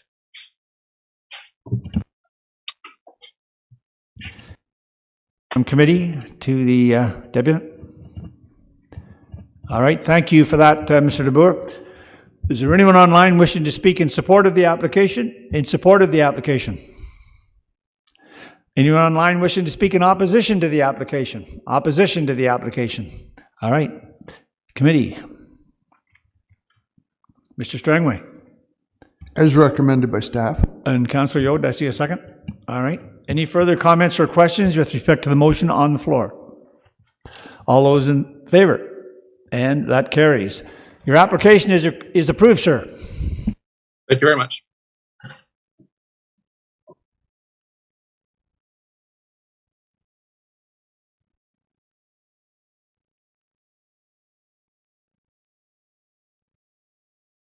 All right. We're back to Ms. Evans. We're dealing with file number D20-2022-081, and this is 81 Pineville Road, Geographic Township of Laxton. Go ahead, Ms. Evans. Thank you. Yes, we are looking at 81 Pineville Road, located in the former township of Laxton. The property is zoned Commercial Trailer Park Exception 2 under the United Townships of Laxton, Digby, and Longford Zoning Bylaw 32-83 and is designated rural under the City of Kawartha Lakes official plan. The property is located in a plan of condominium addressed as 3006 Victoria Road, and 81 Pine Villa is an individual lot within this plan. The property is located on the water and is accessed via Pine Villa Road, which is private. The property is rectangular in shape and contains a 2-story dwelling with a shed. The surrounding development consists of indoor and outdoor amenity spaces, natural areas and waterfronts, and 1- and 2-story modular dwelling units. The built form is relatively uniform, but there are a few different styles of modular units throughout this development. The purpose of the application is to facilitate the addition of a 24.6 square meter screened room to the existing modular dwelling unit. The addition of the screened room will create sheltered, seasonal amenity space that will allow for the enjoyment of the outdoors and views of the water without having to be concerned about insects. The proposed screened room addition can be seen in the hatching pattern on the sketch there, and relief is needed from the maximum lot coverage. An amendment to the report is required, as upon completing the site inspection, it was noted that there was a shed as well as a covered porch attached to the dwelling on the property that also both contribute to lot coverage. So through further correspondence with the applicant, the dimensions of the shed and porch were provided, and the proposed lot coverage was recalculated to include those as well. So section 13.2G permits a maximum lot coverage of 30%. And the proposed lot coverage is 36.7%. So that is instead of the 33.8% written in the report. So looking at some photos now, the photo on the left shows the dwelling and was taken head-on from the road. And the photo of the right shows the north side of the dwelling where the screened room addition is proposed, just beyond that shed there. Here we are looking at the dwelling from the rear yard looking towards the front yard, and the proposed screened room will be located here, kind of in line with the back wall of the dwelling. Though the units within the development are relatively uniform, there are variations, including uncovered and covered decks, sheds, and screened rooms that have been added to some of the units. The addition is not anticipated to adversely impact the ability of the yard to provide sufficient space for landscaped amenity and outdoor recreational purposes. Looking to the official plan, low-density residential uses and active and passive recreation uses and facilities are anticipated within the rural designation. Looking to the zoning bylaw, maximum lot coverage ensures a sufficient degree of landscaped open space is maintained and controls some of the more technical aspects of development, such as stormwater management. The proposal complies with the required 1.5 meter side yard setback. Adequate outdoor amenity space is to be maintained and retained, and no impact to drainage or stormwater management is anticipated. There are also no anticipated impacts on environmental features, neighboring properties, or the function of the right-of-way. Comments were received from the circulated divisions and agencies before and after the writing of the report, all citing that they have no concerns with the proposal. Based on the contents of the report, staff acknowledges the application meets all 4 tests of a minor variance, and staff respectfully recommends approval of the application subject to the conditions identified within the report. Thank you, Ms. Evans. Questions of the planner? Ms. Archer. Through you, please, to Ms. Evans. On that shot that's right there, so the screen room is sort of, we're going to be looking at it. It's going along that side of the house? Yes. That looks like a set of stairs on the left side. Is there any privacy issues with the neighbor? This is their, sorry, through the chair, this is the front entrance of the dwelling, I believe, so there's not a larger deck here. It's more of a step up into the dwelling. Further questions of the planner? Very agreeable group today. All right. Is the applicant online? Does the applicant wish to speak to the application? You're back, Mr. DeBoer. Committee. Yeah, go ahead, sir. Just to answer that question so that there's clarification, the screen room will be looking at the blank side of the adjacent house. The steps that you're looking at would be to the rear deck of the dwelling. When you're looking at the stairs, if you were to turn around at 180 degrees, you'd be staring at the water, and that's the purpose of having that screen room in that location. So the privacy from the adjacent property is not compromised, but the view to the lake is in full effect, and that's the purpose for having that location. Other than that, I have no further comments, questions. If there are any, I'd be happy to answer them. All right, and thank you for that, sir. Are there any questions of the deputant? All right, being none, is there anyone online wishing to speak in support of this application, in support of the application? Anyone wishing to speak in opposition to the application? Opposition to the application? Being none, committee, where are we? Mrs. Archer. As recommended. All right, and seconded by Ms. Scar. Any further comments or questions with respect to the motion on the floor? All those in favor? And that carries. Your application is approved again, sir. Thank you very much. We're now dealing with file number D20-2022-083, and this is 97 Meacham Drive, Geographic Township of Burlum. And we have a real nice balance of sharing here today with the presentation. Go ahead, Ms. Peck. Thank you. So again, the subject of the application is 97 Meacham Drive, located in the former township of Burlum. The subject property is located along the south shore of Sturgeon Lake in an area known as Birch Point. The purpose of this application is to permit a detached accessory structure, that being a garage with an upper story ARU in the property's front yard. The neighborhood character is characterized by residential waterfront lots, as well as larger agricultural back lots, as well as a protected wetland that is located southeast of the subject property. The property is designated waterfront in the City of Kawartha Lake's official plan and zoned residential type 1 under the Township of Burlum zoning bylaw. The property is located off of Meacham Drive, which is an improved and maintained road. So as you can see, this is an aerial image of the property. So next, here's an illustration of the site plan with the colored overlays to illustrate the location of the existing and proposed structures, as well as the lot lines. The property currently contains a completed boathouse located adjacent to the shoreline. The shoreline is illustrated in blue here. The foundation for a future single detached dwelling is in the process of construction and is illustrated in yellow. And the location of the proposed garage, which is the subject of this application, is shown in red. The subject property is considered a corner lot, as the lot is situated at the curved angle of Meacham Drive. On the site plan above, the lot lines bolded in black illustrate this corner lot line. In the case of a corner lot, the bylaw deems the shorter lot line abutting the street as the front lot line.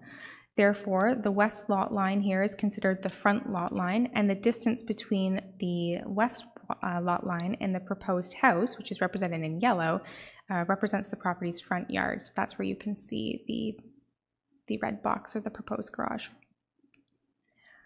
Section 5.1.3b of the zoning bylaw permits accessory structures in the interior side and rear yards only, and therefore, to facilitate the proposal, relief from this provision is required. With regards to the appropriateness of the development and the use of the land on this lot, if the proposed garage was located in the rear yard, it would be situated between the house and the shoreline. The proposed location in the front yard is considered desirable, as it does not negatively impact the view of the lake, nor will it alter the shoreline character as viewed from the water. The proposed location also eliminates the need for the removal of mature trees. Locating the detached garage in the front yard is logical given its proximity to the street, and improves on-site safety by reducing the interaction between residents and vehicles. With respect to the official plan, as I mentioned, the property is designated waterfront in the City of Kawartha Lake's official plan. Residential lots in the waterfront designation that front onto an improved public street and maintained year-round are permitted and may be zoned to permit, like I said, residential use, seasonal, and year-round uses, including residential accessory structures such as a detached garage. An upper-level ARU, or additional residential unit, is permitted as of right in a detached garage, accessory to a single detached dwelling. The proposed ARU meets all other lot and location requirements outlined in the official plan. These two pictures on the right were taken at angles indicated by the corresponding colored arrows on the aerial image to the left. Next, with respect to the intent and purpose of the zoning bylaw, the purpose of the bylaw restricting detached accessory structures to the side and rear yards is typically to de-emphasize the appearance of the car and machinery in the front yard and to better align the property to the street, increasing curb appeal, and to better establish a consistent edge formed by buildings in the fronting the street. This provision does not capture the unique siting constraints of waterfront lots that have a presence on both the waterfront and street sides. The garage's proposed location is set back well beyond the required front yard setback, which is 7.5 meters. It's actually located 57.8 meters away from that front lot line. And this enhanced front yard setback de-emphasizes the appearance of the car from the street and also minimizes any visual impacts. The image on the right was taken standing on the boathouse's rooftop deck, overlooking the proposed location for the garage, which is illustrated by the large kind of gravel pad there. And the picture on the bottom right is taken from Meechin Drive, abutting the west property line, which illustrates the expansive front yard setback. The garage will be located approximately at the base of the pine trees, kind of where you see the row of pine trees emerge. This next image will give you I'll skip ahead here. This next image gives you kind of a better example. You can see the garage superimposed on one of the site images here. The garage location in the front yard will contribute to the neighborhood's character, which is also consistent with properties having accessory structures and garages located in the front yard. That also may be appropriate for ARUs as well, as the property abuts a improved city-assumed street. So just going back here, you can see some additional elevation drawings for reference. And the perspective elevations here.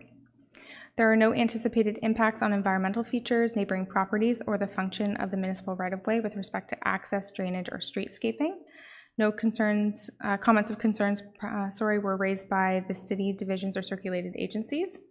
After the writing of the report, we did receive a public comment from Cheryl Hudson. These comments were resolved and withdrawn after further explanation of the location of the proposed garage being in the front yard, which is considered the yard between the house and the street, rather than the yard between the house and the shoreline. Based on the content of the report, staff acknowledged that the proposal meet the 4 tests for minor variance, and staff recommends approval of this application subject to the conditions outlined in the report. And again, I would say to you, you superimpose that potential structure on that pad. Oh, yes. Very helpful. Thank you. That's excellent. Mr. Strangway. Thank you very much. 2 or 3 questions. Number 1, I thought I heard you mention that this was on Sturgeon Lake. Is it on Sturgeon or Balsam?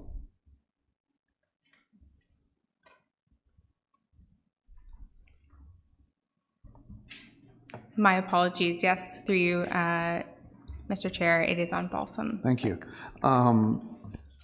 I think through to Ms. Berry, I guess where my concern comes, I think of this committee back, 12 months, 18 months, that we had another very similar structure proposed on Balsam, and this committee turned it down because we believed what looked like living quarters on the 2nd story, and there was large deck windows and so on.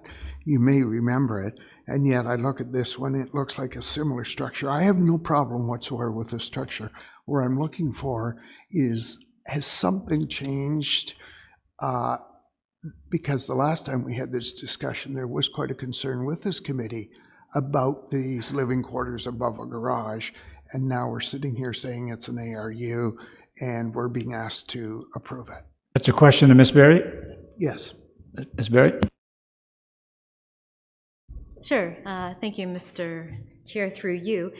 So the committee, as far as I understand from the application, is being asked to approve the location for the structure, but not the use. The use is expressly permitted as of right in the zone. It meets all the criteria in the official plan and the zoning bylaw that would permit living quarters in this accessory building. So the application, again, is for the location of the structure in the front yard, as was explained. Did we capture the essence of your question? I hear what you're saying. I guess at some point what I'm looking for is clarification why 18 months ago we looked at a similar application, a similar structure, which we turned down because we believed it was living quarters above a garage. And now I'm trying to just come to terms with the fact that we're looking at something. And what has changed in the 18 months? Thanks for clarifying. Yes, so two significant amendments are what enable applications like this, or uses like this rather, to now be permitted without any additional relief needed when all other components of the bylaws are being met. And that was at the end of 2020. Council had adopted and approved changes, amendments to both the official plan for the city, to the town of Lindsay, to the village of Fenelon Falls, to the then Township of Ops, and lastly to Victoria County official plan. All were still in effect at that time. So amendments were approved by council to allow for these ARUs, additional residential units, and subsequent to that, council also amended all of the zoning bylaws in the city. There are 19 of them to reflect and implement those changes to the official plan. So those are the two major changes that you're referring to. Thank you for that clarification. I appreciate it.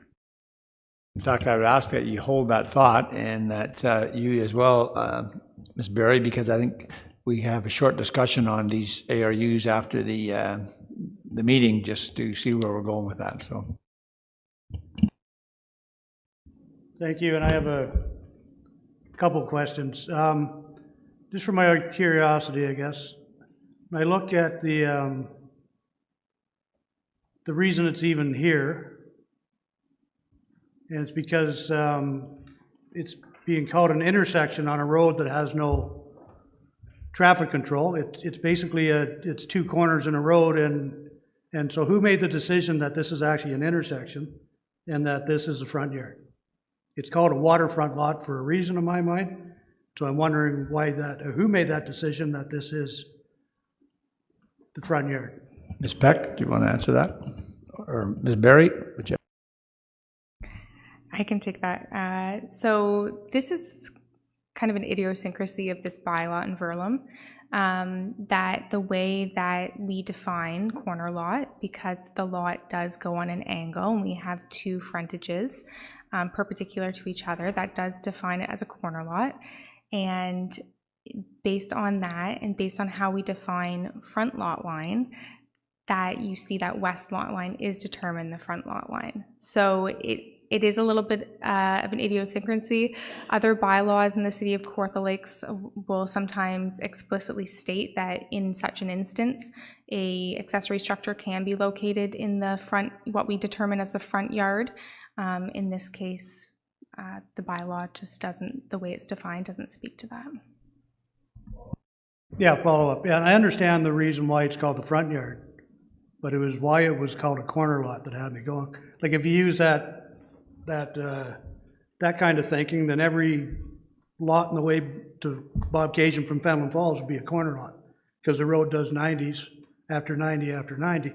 So to me, that's not there's no intersection in here. It's a curved road, the same as Eldon Station, every road around, but I guess it's just that particular zoning bylaw that does this, and that Verlem, and that's it. Yeah, if it would satisfy the committee member, I'm happy to read the definition of corner lot. It gives a little bit of a better clarity, or we can follow up afterwards as well. No, you don't have to read it to me, but if you could send it to me, that'd be great. Certainly. Unless the rest of the committee would like to be copied on the email. Because Certainly. it would go a long way, because we're doing the zoning project through the city right now, and this would be one of those little idiosyncrasies we'd like to get rid of. So I thank you for that. The more information we have, the better. So yeah, if you're sending it to one, why not all? Certainly, and I have been assured that that is being addressed in the city's rural zoning bylaw consolidation project. Ms. Richardson, go ahead. Through you, why are we only giving them 4 months to complete this severance as opposed to the 24 we normally give?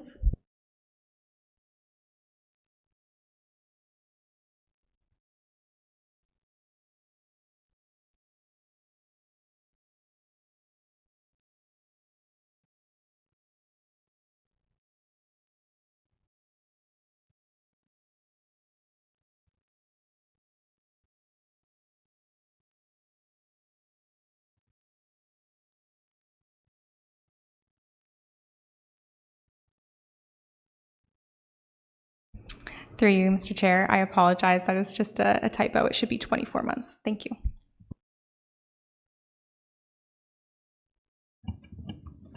All right.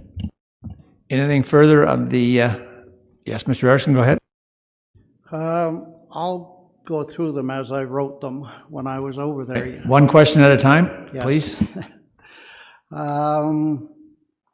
Just for safety, the green address sign is laying down to the left of the driveway along with the public notification sign, so they should be told to put both of them up again.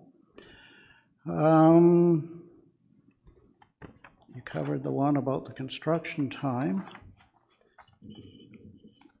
I assume there is only one septic bed for this property?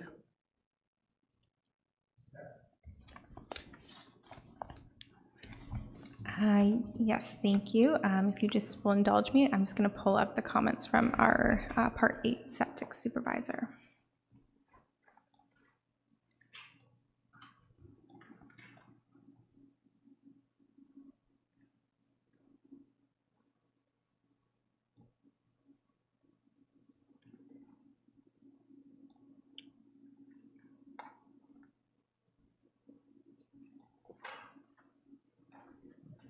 Next. Now, there is an explanation there on page 4 of 7. Have you seen that?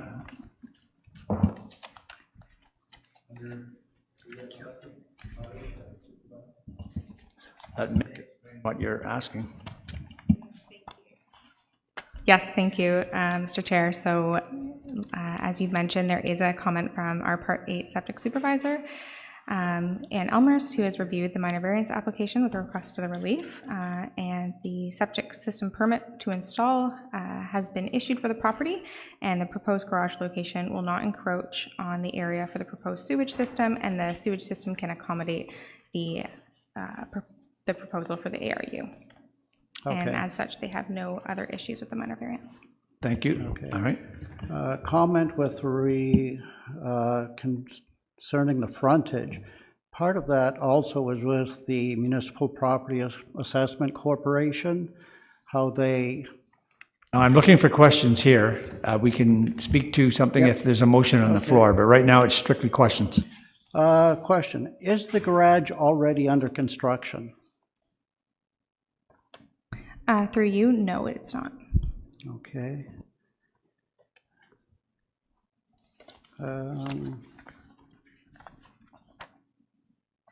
And should I wait until the commenter from the neighbor comes on? Okay.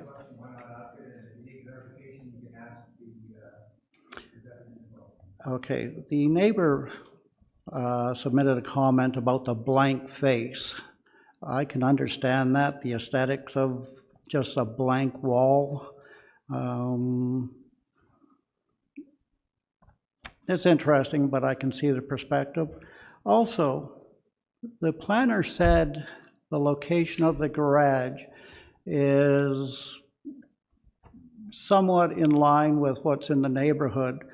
When I went down Meacham Road, all except one of the garages are in the back, closer to the road, the houses being closer to the shoreline. And as with Member and Councillor Yeo, there appears to be one or two possible upper level living areas above a couple of these newer garages. Now, I don't go onto properties, I just observe from the roadway. So again, I can understand why the committee would like to talk about the ARUs. Is there a question there? Why does the planner feel that this application is representative of the neighborhood when it's not? Thank you. Thank you. So just to clarify, if we look at the site plan above, the color in the line that's colored in blue represents the shoreline. And that black bolded line is the street line. So the location of the garage in this instance is located closer to the street. It's just in which the manner the bylaw defines what they call the front lot line. So again, it is located, and that was one of the public commenters. Once we clarified the location of the garage being on the street side, she withdrew her comments. Any further questions? Councillor Yeo, go ahead. Yeah, just for clarification, Mr. Strangway asked if this was on Balsam Lake. This isn't on Balsam Lake, is it? It's in Dunsford. And so I'm a little confused where Verlin Township touches Balsam Lake. Was that a question? That's for clarification, yeah. It's on Sturgeon Lake, isn't it?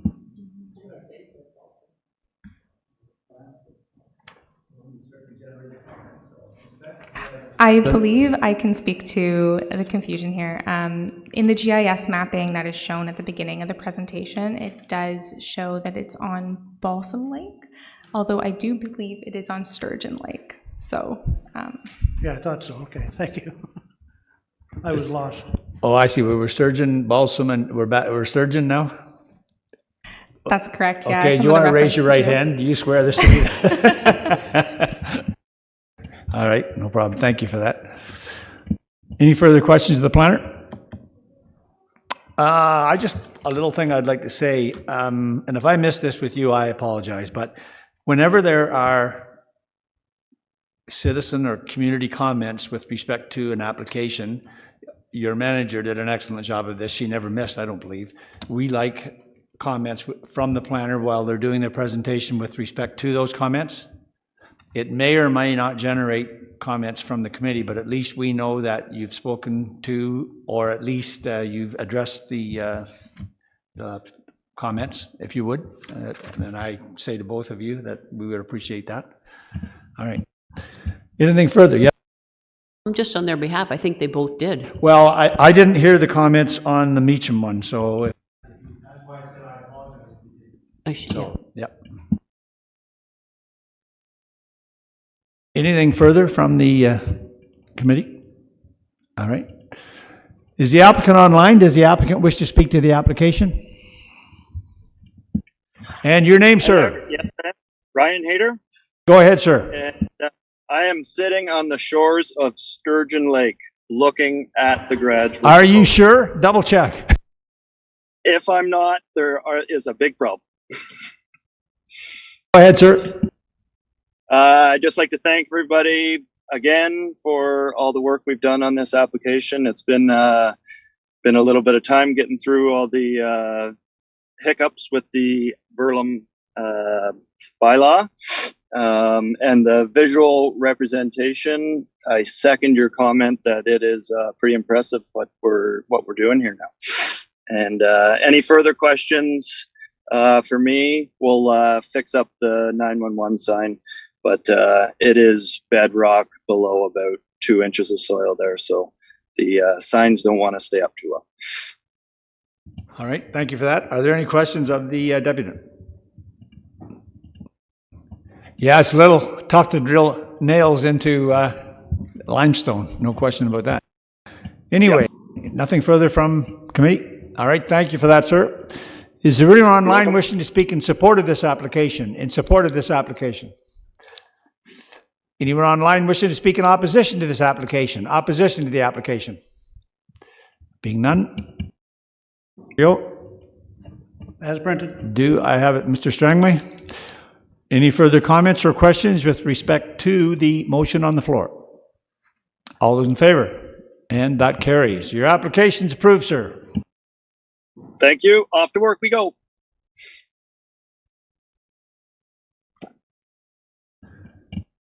All right, we're moving along pretty well. I think we'll take a 5-minute break.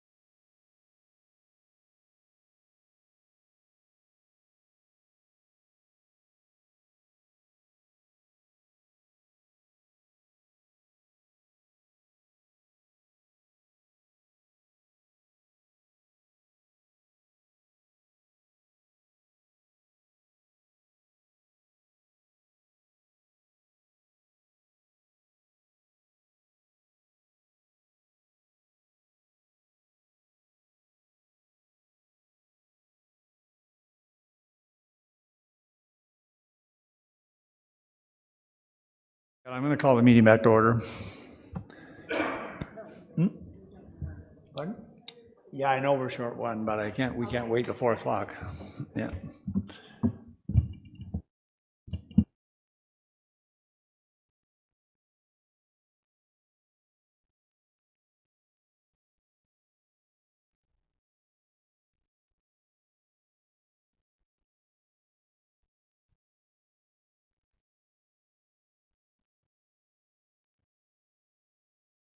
All right, we'll call the meeting back to order. And we're now dealing with D20-2022-084, and this is 34 Joseph Street, Geographic Village of Bobcaygeon. Ms. Evans, go ahead, please. Thank you. Yes, the subject property is 34 Joseph Street, located in the Geographic Village of Bobcaygeon. It's zoned Urban Residential Type 2 under the Village of Bobcaygeon zoning bylaw 16-78. And the property is designated Urban Settlement Area under the City of Kawartha Lakes Official Plan and Urban under the Victoria County Official Plan. The property is located in an established residential neighborhood north of Main and Queen Streets. The property is located on the west side of Joseph Street, which is a year-round municipal road. It is rectangular in shape, serviced by municipal and sanitary sewers, and contains a one-story dwelling with accessory structures. The residential built form along Joseph Street is comprised of 1- and 2-story single detached dwellings with varying proximities to the street. Looking at the sketch, the purpose of the application is to facilitate the raising of the existing dwelling for the construction of a basement. The basement will be used for storage as well as additional living space. Relief is needed from the front yard setback, as section 5.2C requires a front yard setback of 7.5 meters, and the existing setback is 6.62 meters.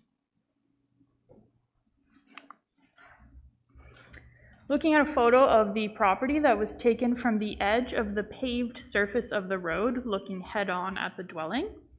So the photo here shows the unpaved shoulder where that white car is parked there, the boulevard, the sidewalk, and then it moves into the front yard of the property. The photo on the left was taken looking north up Joseph Street, and the photo on the right was taken looking south towards Main Street. And these photos show the existing spatial separation from the street or from between the street and the dwelling. The raising of the dwelling will not result in an expansion of the existing footprint, and therefore no yard amenity space will be impacted. Additionally, the built form will not be extended further into the front yard, as the existing front yard setback is to be maintained. As the Bobcaygeon secondary plan policies of the City of Kawartha Lakes official plan are under appeal, the Victoria County official plan, or VCOP, applies. The existing residential use is permitted in the urban designation. Looking to the zoning bylaw, the intent of the zone provisions are to ensure adequate spatial separation between built form and the traveled portion of the street, and to maintain features such as sightlines. The existing dwelling complies with all provisions of the R1 zone, with the exception of the existing legal non-conforming front yard setback, which is to be maintained. There are no anticipated impacts on environmental features, neighboring properties, or the function of the municipal right-of-way, and planning is not aware of any existing issues impacting municipal operations that would be exacerbated by the proposal, and future issues are not anticipated. Comments were received from circulated divisions and agencies before and after the writing of the report, all citing that they have no concerns with the proposal. Based on the contents of the report, staff acknowledges the application meets all 4 tests of a minor variance, and staff respectfully recommends approval of the application, subject to the conditions identified within the report. And thank you, Ms. Evans. Questions of the planner? Yes, Mr. Erickson, go ahead. Just a comment. The structure was built in 1900. Are there any heritage comments? We're not aware, sorry, through the chair, we're not aware of any heritage implications for the dwelling. That's been around for a while, for sure. Further questions? All right, being none. Is the applicant online? Does the applicant wish to speak to the application? And your name, ma'am, please.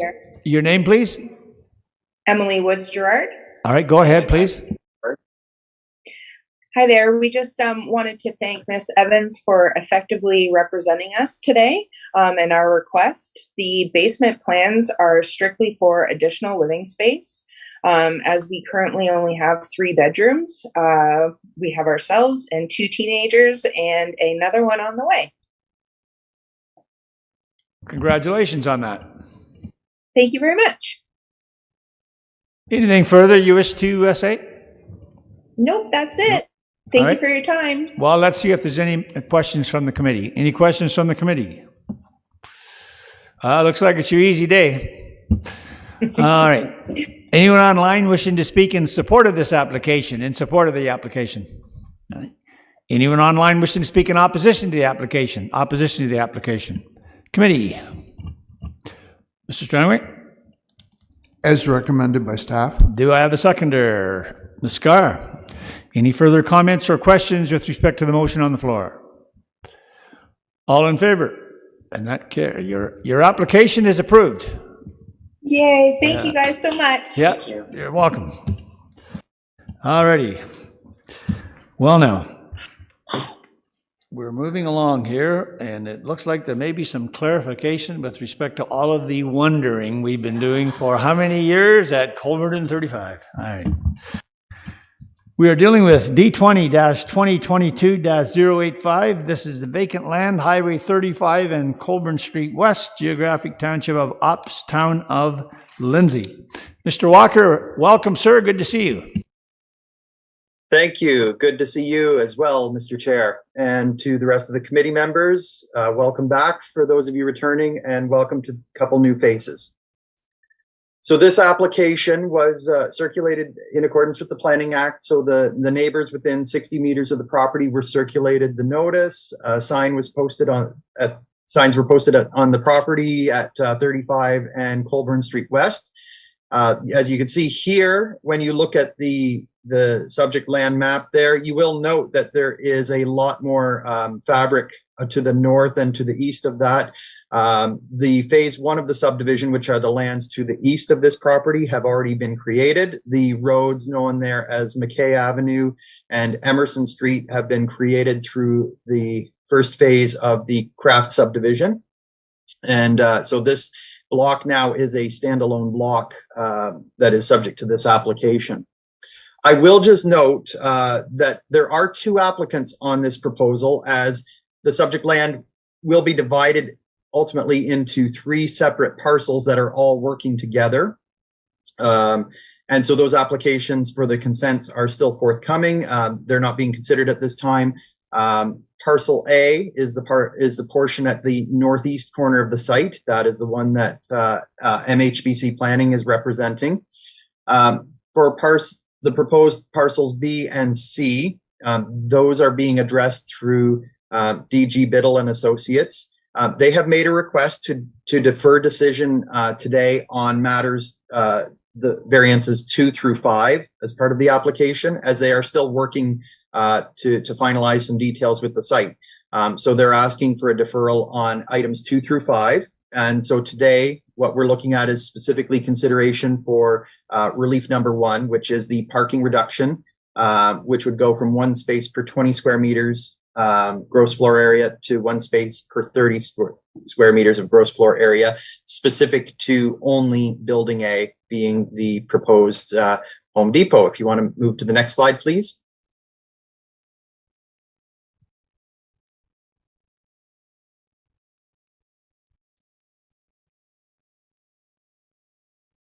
So, other way. There we go. So this is an air photo of the area. You can actually start to get a feel of what this subdivision looks like from the air. You can see there in that air photo, the stormwater pond just to the north of the proposed Home Depot site is showing up there. It's under construction. And as well, the stormwater pond in the residential portion on the east side of McKay. And you can actually sort of see a bit of a north-south road going through the site there. So they have been working to fill that site and raise it. It has been through approvals from Kawartha Conservation to raise the site and bring it up out of the floodplain. These are developments that, as you had noted, Mr. Chair, were long coming. So the neighborhood being the Wilson Fields to the south. We have agricultural lands to the west on the other side of Highway 35. To the north, you have the Tribute South community that's currently under application being considered by the Planning Advisory Committee. And then to the east, you have the existing residential development and Auden Park, which shows up there on the east side of the air photo. Next slide, please. So here's the site being considered. Again, parcel A is the northeast portion of the site, south there where it says Emerson Street, and to the west, the building's proposed to the west of where it says McKay Avenue on that drawing.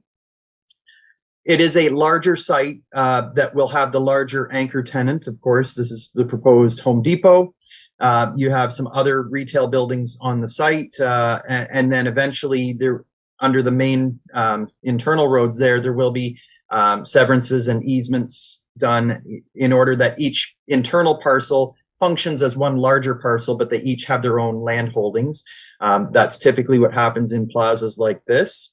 And the stormwater facilities at the southwest corner of the site there, which will outlet into the drainage that runs along and parallel to Highway 35 there.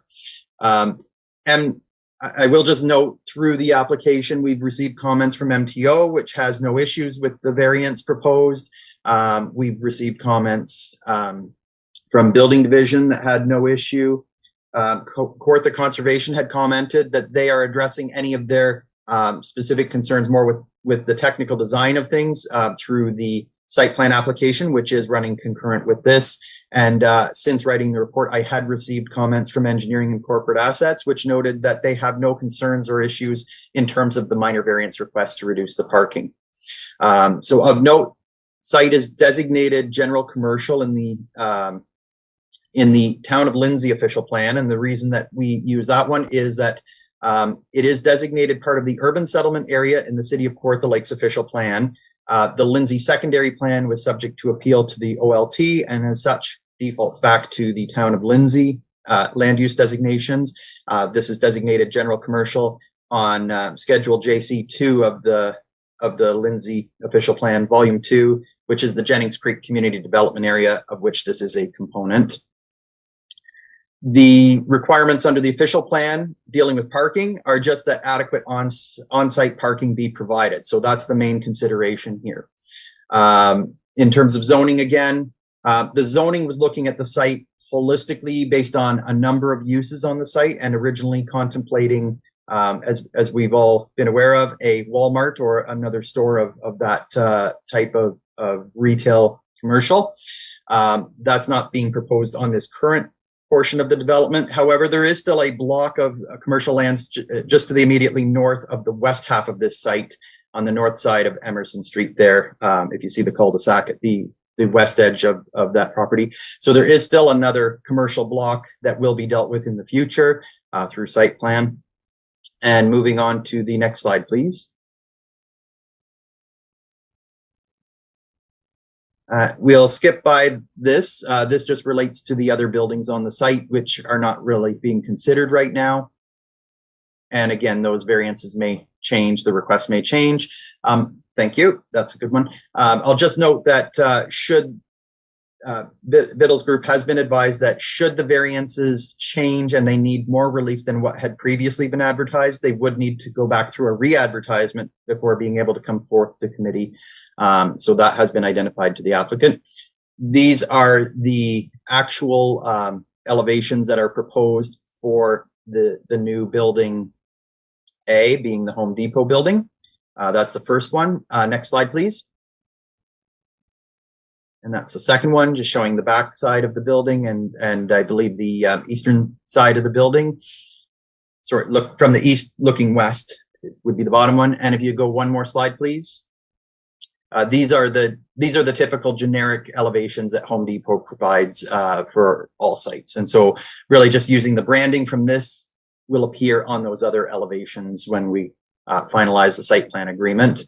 The variance request here dealing with parking is strictly the reduction, as I've noted, general commercial. The purpose of it is to ensure that there's adequate on-site parking. They are not proposing to reduce parking for the remainder of the plaza, strictly only for the Home Depot portion of the use.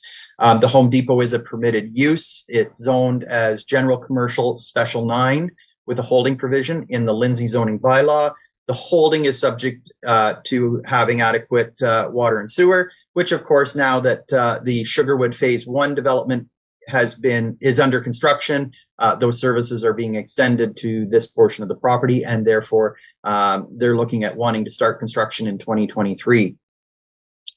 In terms of zoning, again, parking adequate on site. They have provided a parking review of other similar sites. I'm just going to. So of those 4 sites, they've noted the Bradford Home Depot, the Bowmanville Home Depot, the Peterborough Home Depot, and the Coburg Home Depot.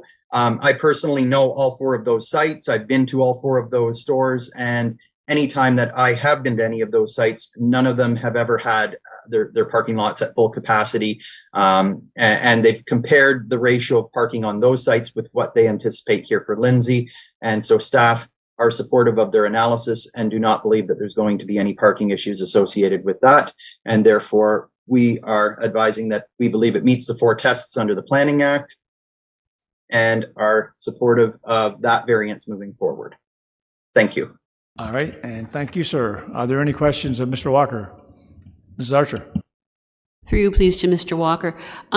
Do I understand that the ancillary garden center will be sort of like Loblaws? It's out in the parking lot. It's not part of the actual building?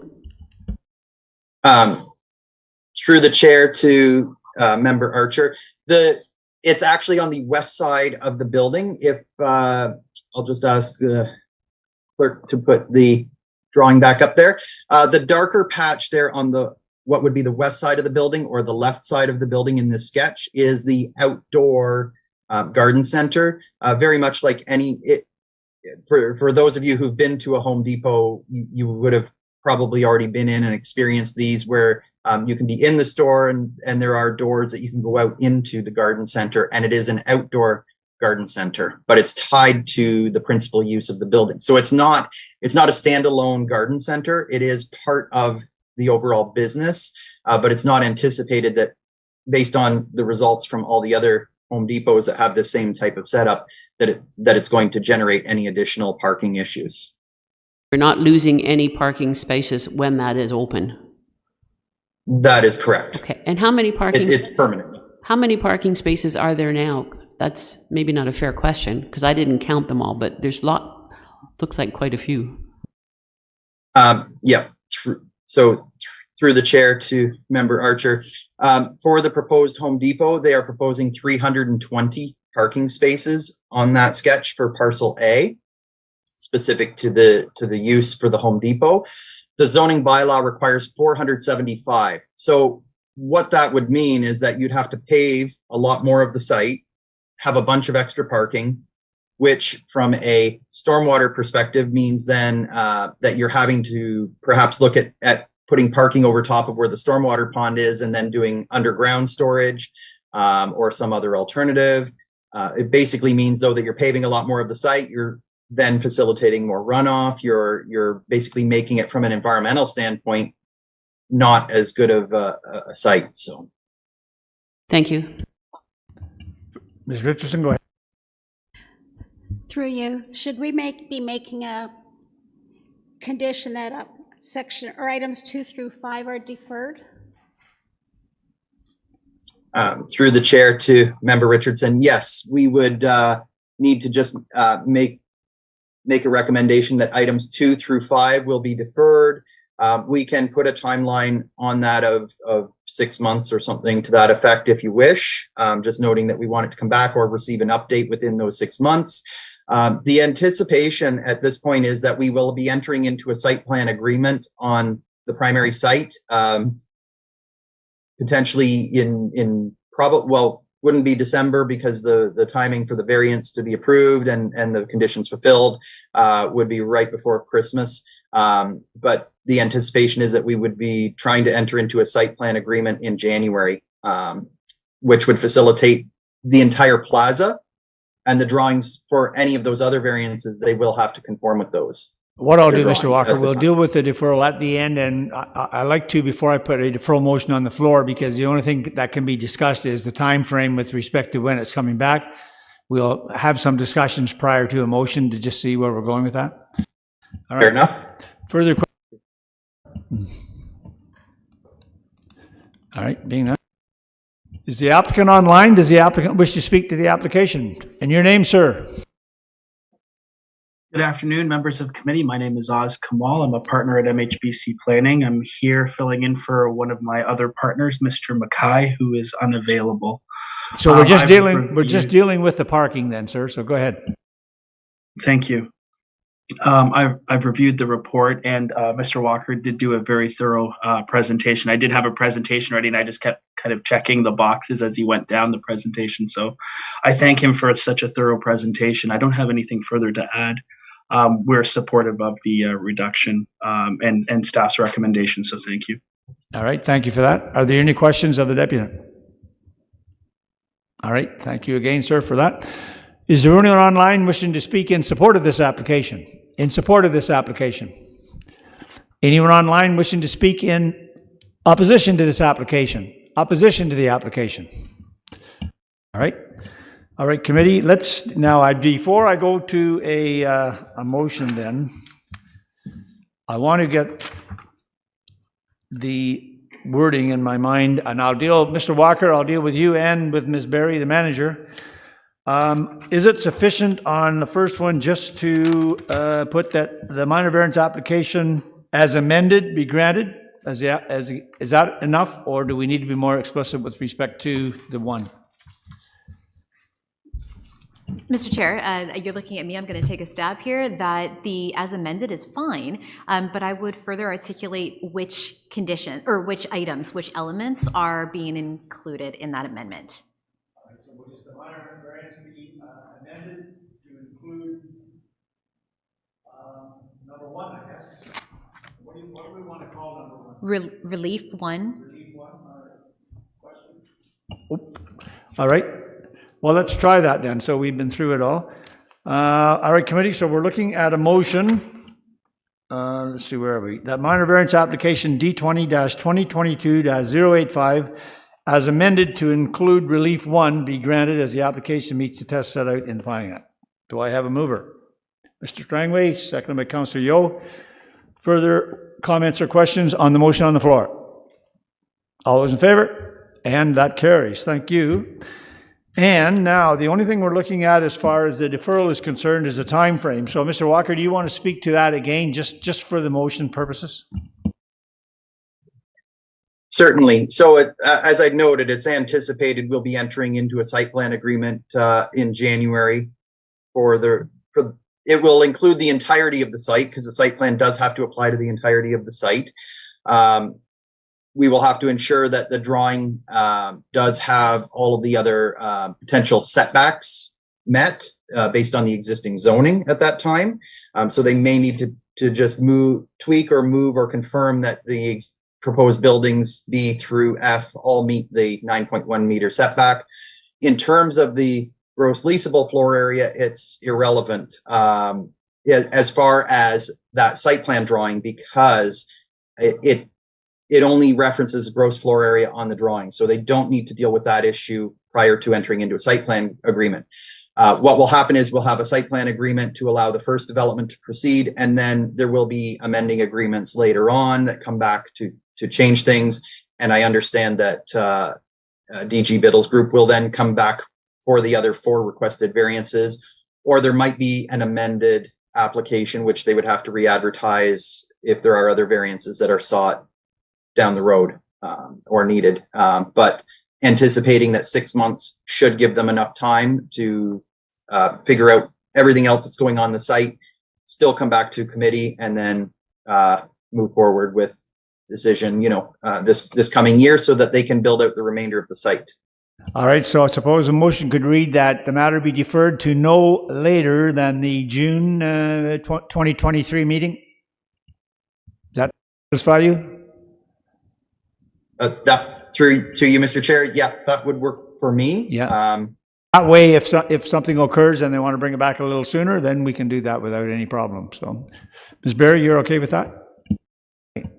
So, I know we haven't got a motion for these yet, but let's speculate that it'll pass. How's that? All right, so the motion on the floor is to defer relief items 2, 3, 4, and 5 to no later than the Committee of Adjustment meeting June 22nd, 2023. Do I have a motion? Ms. Archer? Ms. Richardson? Okay, no discussion other than the time frame, and I think we've kind of settled that. So all those in favor? And that carries. Thank you. Mr. Walker, as usual, an excellent job. Thank you for that. And to the applicant, Thank you. yeah, to the applicant, sir, your parking issue is approved, and we will be talking to you, I'm sure, throughout the year in 2023. So thank you. Thank you. All right.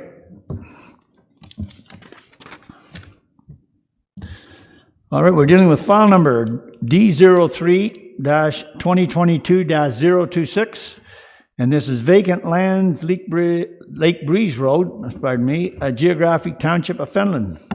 Ms. Peck. Thank you. So again, the subject property is a vacant property located along Lake Breeze Road in the former township of Fenland. The subject property is characterized as a waterfront backlot located at the northeast corner of, northeast side, of Cameron Lake. The purpose of this application is for a consent for the creation of an easement over the property I mentioned, vacant property on Lake Breeze Drive, in favor for the abutting lands located to the south, known as 48 Finch Street, for the purpose of reestablishing legal access to an improved public street.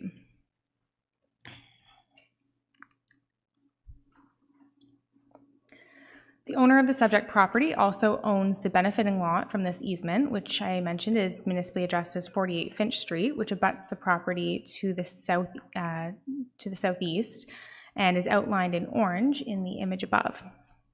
This neighborhood is characterized by residential waterfront lots as well as residential back lots that make up a second tier of development on the north side of a private right-of-way known as Finch Street. Larger agricultural lots are located beyond Lake Breeze Road to the northwest. Both the subject property and the benefiting lot are designated waterfront in the City of Kawartha Lakes official plan, and they are zoned limited service residential in the Township of Fenland zoning bylaw. The subject property abuts Lake Breeze Road, which is an improved public street. The lands benefiting from this easement are located south of a private right-of-way, like I mentioned, named Finch Street, and which actually bends northwards and continues into a road named Hart Lane that will connect to Lake Breeze Road. The benefiting lands, 48 Finch Street, previously had deeded access to the Finch Street right-of-way or the Hart Lane right-of-way, which constitutes a portion of an original subdivision plan, Plan 201. This deeded and legal access was removed in error when the benefiting lot was conveyed to its current owner. Therefore, the purpose of this application is to amend this error and reinstate 48 Finch Street's access to a municipally improved public street, that being Lake Breeze Road. To achieve this, approximately 778.8 square meter easement is proposed with 6 meters of frontage on Lake Breeze Road. In the image above, the Hart Lane right-of-way, which I will point to here. So this right here is what I'm calling the Hart Lane right-of-way, and then this here is what I'm referring to as Finch Street right-of-way. So as I mentioned, Hart Lane right-of-way, it appears as I mentioned in the report, the Hart Lane right-of-way appears to transverse the subject property. However, after talking to adjacent landowners, the location of this right-of-way has been described as being located on the neighboring property to the west. So it's just important to note that in the absence of a survey, the aerial image here is used for reference purposes only. And the effect of the application is to gain legal access from 48 Finch Street across the property abutting Lake Breeze Road via an easement over the owner's own lands, regardless of the location of the Hart Lane right-of-way. So here's an illustration of the original subdivision plan, Plan 201, with an overlay with the proposed easement represented by the color in pink and the retained lands in green. The proposal is considered in keeping with the official plan policy as well as the Fenland zoning bylaw, which permit residential uses in the waterfront designation as well as in the limited service residential zone. Additionally, the city's official plan and the Fenland zoning bylaw both permit development on lots zoned limited service residential that have frontage on an unimproved or a private road. Notwithstanding this, the proposed easement will improve the longevity of the lot's access by gaining legal and deeded access to an improved public street. There are no anticipated environmental impacts or impacts on neighboring lots, as well as no anticipated impacts on the function of the existing right-of-ways with respect to access, drainage, streetscaping, and maintenance. Since the writing of the report, we have received 2 public comments, one from Stu Lowe and another from Dan Jones. Neither of these comments oppose the easement itself, but aim to clarify the location of the traveled portion of the Hart Lane right-of-way as well as the Finch Street right-of-way. As I mentioned previously, the application is looking to achieve means of legal access over the owner's own lands, and therefore the location of the existing right-of-way, the Hart Lane right-of-way, is not anticipated to impact the proposal. No comments of concerns were raised by any of the city divisions or circulated agencies. Staff recommend approval of this application subject to the conditions of provisional consent outlined in Appendix D of the report. To reflect the 2022 fee schedule, Condition 4 will be amended from $476 to the current stamping fee of $238. Now, we are talking Cameron Lake, right? Just kidding. Just kidding. Are there any questions of the planner? Oh, goodness. Ms. Archer, go ahead. I'm having trouble figuring out why he wants this, the applicant wants this. All the rest of the front lots on Cameron Lake will access Finch Street and just come out the way they always have, correct? It won't affect them? Through the chair, that's correct. So the proposed easement, it will not affect neighboring lots' access across the Finch Street right-of-way or across the Hart Lane right-of-way. The reason for the application is that 48 Finch Street, which is located here, previously had deeded access across the Finch Street right-of-way and the Hart Lane right-of-way as conveyance through the land sale. That deeded access on title was removed. So this application is simply to reinstate access. However, this access will travel the owner's own property, as the owner owns both 48 Finch Street and this parcel here, abutting Lake Breeze Drive. Could you please show me where Finch Street is on that? Not Finch, sorry, Hart. So the Hart Lane right-of-way would be this section here on Plan 201, and then the Finch Street right-of-way is this right here.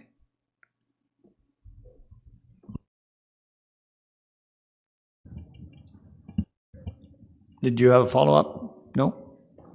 Ms. Richardson? Through you, I'm just a little confused maybe. I forgot what you said, but it appears that the pink and the green are actually on Finch Street. So is it his property or is it Finch Street, the way it's on the map? So this parcel here, which is the parcel that would be subject to easement, it has a existing right-of-way across here. Really, the easement that we're establishing is to benefit 48. So the lots already along Finch Street, they already have deeded access across these right-of-ways. This easement is to facilitate access for 48 Finch Street, which will improve the longevity of access to the improved road, which is Lake Breeze Road. If the owner ever intends to sell that back lot, they would still have access from 48 Finch Street to Lake Breeze. So a follow-up, so the green portion appears to be on Finch Street. So how does that lot adjacent to 48, where do they have access? So that's correct. So the lot that is subject to the easement already has a right-of-way or an easement already on title that these lots here can access like passage. It's just that 48's title has been removed from being able to access that right-of-way. Does that? So I guess I'm confused. The green and the pink that are on Finch Street, is that Finch Street that everybody can traverse on, or is it Mr. Webster's property?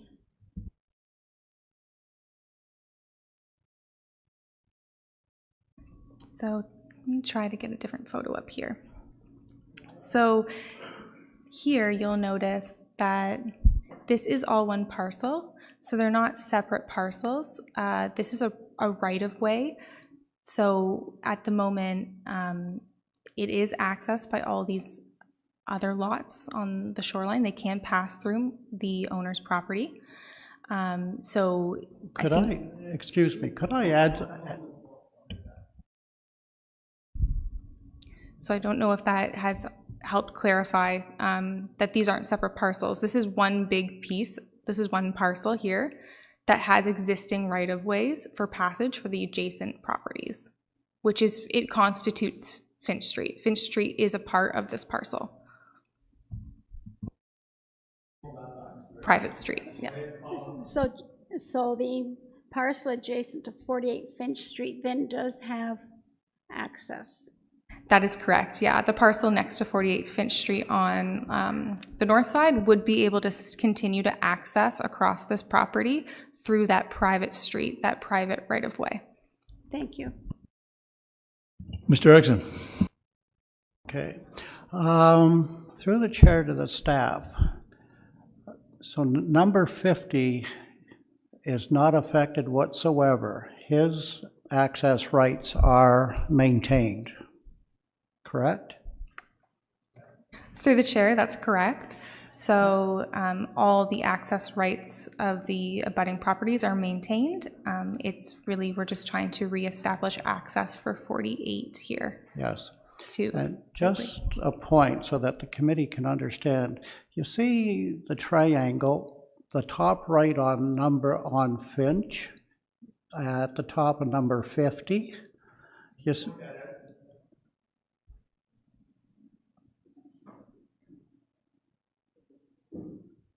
Okay. The corner of the blue triangle, rectangle where number 50 is. I apologize, we have some technical difficulties, so just hold on. Here.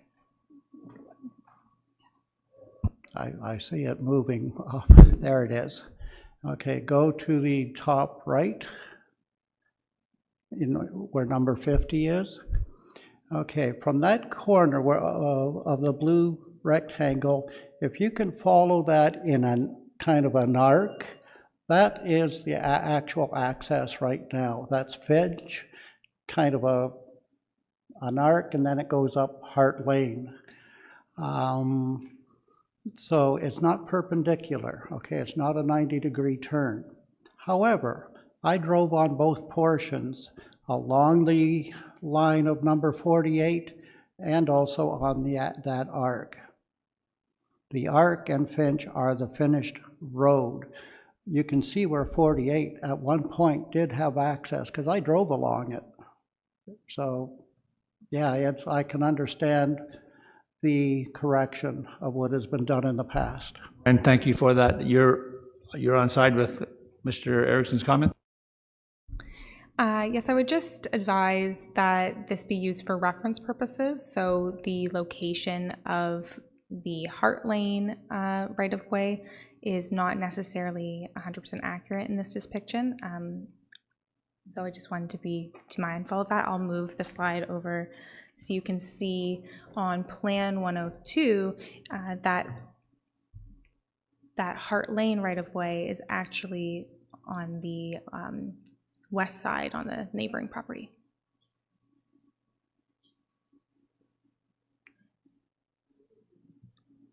I still see frowns. Any other questions?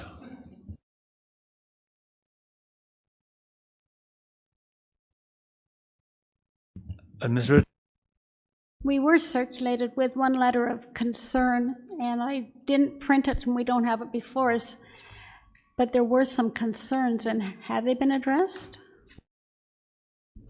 Through you, Mr. Chair. Yes, we had 2 public comments of concern. Both commenters were not opposed to the easement itself. They were more concerned with the accurate description of the on-the-ground location of those right-of-ways. In the absence of a survey, of course, these reference materials are just giving you an approximate idea of where that right-of-way exists in relation to the lot line. The one property owner to the south, Stu Lowe, has mentioned that his belief that right-of-way is actually entirely on his property, the Hart Lane right-of-way. Sandra, you made my day, because I see I'm not the only one that misses some of those things. Go ahead. So the author of this letter, Mr. Jones, did have a couple of questions, which I am sure the staff will be responding to him. Yes, staff have responded to Mr. Jones's concerns and questions. Further questions of the planner? Mr. Strangway. Thanks. In light of that, the question here, if successful, how would Mr. Webster's easement affect the use of my land? Has that been responded to Mr. Jones, and what are the implications? Through you, Mr. Chair, yes, that has been responded to. I believe that this commenter was also asking about the effect of the easement if he were to ever purchase the land as well. Those concerns have been addressed, and those questions have been answered.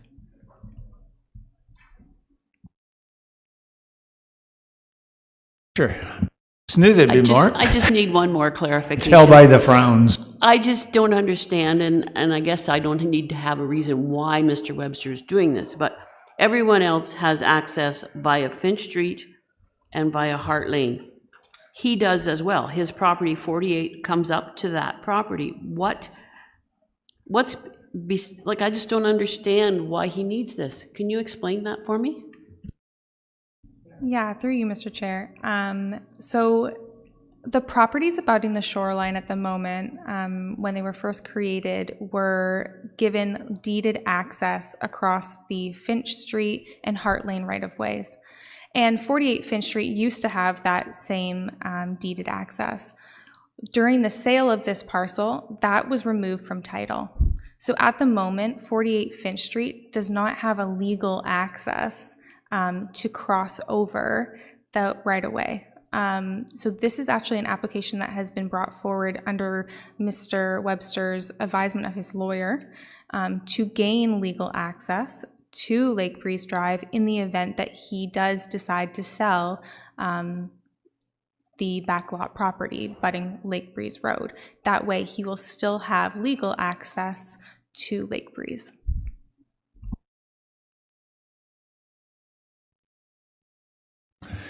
Any further questions of the planner? Mr. So those two properties, number 48 and the larger parcel, even though there's an easement there, have they been merged in title? No, 40. Through you, Mr. Chair, no, they are separately conveyable lots. Anything further? Yeah. With your indulgence, I'm going to make one comment to supplement my colleague's detailed and accurate description. And that is simply this, that the easement, the area of the easement being wholly within Mr. Webster's own lands is a far less messy, clunky, convoluted, onerous process than trying to reestablish an easement, for example, over Hart Lane. And we'll recall the description of Hart Lane being the one that runs along the, let's say, south or west, I believe. That one, right? Thank you. Reestablishing access through it. So leaving that aside and instead continuing to gain access and in perpetuity going forward, not on Hart Lane or the area covered by the right-of-way, and instead using his own land, I say currently his own land, but should the lands that larger balance what we saw as the retained ever be sold as a separate building lot, that continued access will be intact for number 48. My apologies if that further convolutes. My intent is to help. It's a simpler, more straightforward way to establish access to Lake Breeze as opposed to going through how to gain access over the Hart Lane right-of-way that many other property owners currently have access to. And of course, we haven't searched title on all the adjacent properties to see the extent of their easement coverage over Finch and Hart. But we certainly suspect, as we understand the owner's lawyer does, that there are numerous parties that would have access over that. Again, it is a private right-of-way, so it would require or involve the endorsement of numerous other parties, and some of whom might even be unknown and would require, as I say, very extensive title searching to get that information, Mr. Chair. Thank you for that, Ms. Berry. All right. Anything further from committee? There's fewer frowns. All right. Is the applicant online? Does the applicant wish to speak to the application? All right. Is there anyone online wishing to speak in support of this application, in support of the application? Anyone online wishing to speak in opposition to the application? Opposition to the application? It's a quiet day. All right. Committee, where are we? Oh. As printed. Do I have a seconder? Mr. Erickson. Any further comments or questions with respect to the motion on the floor? Being none, all those in favor? And that carries. Thank you. You handled that very well, Ms. Peck. Thank you. All right.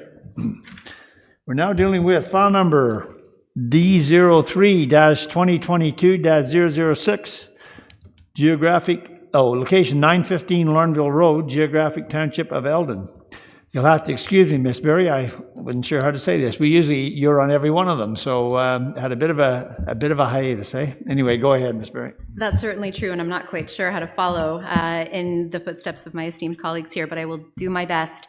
This is also an application for severance. It is a consent application to sever a surplus farm dwelling in Eldon Township at 915 Lornville Road.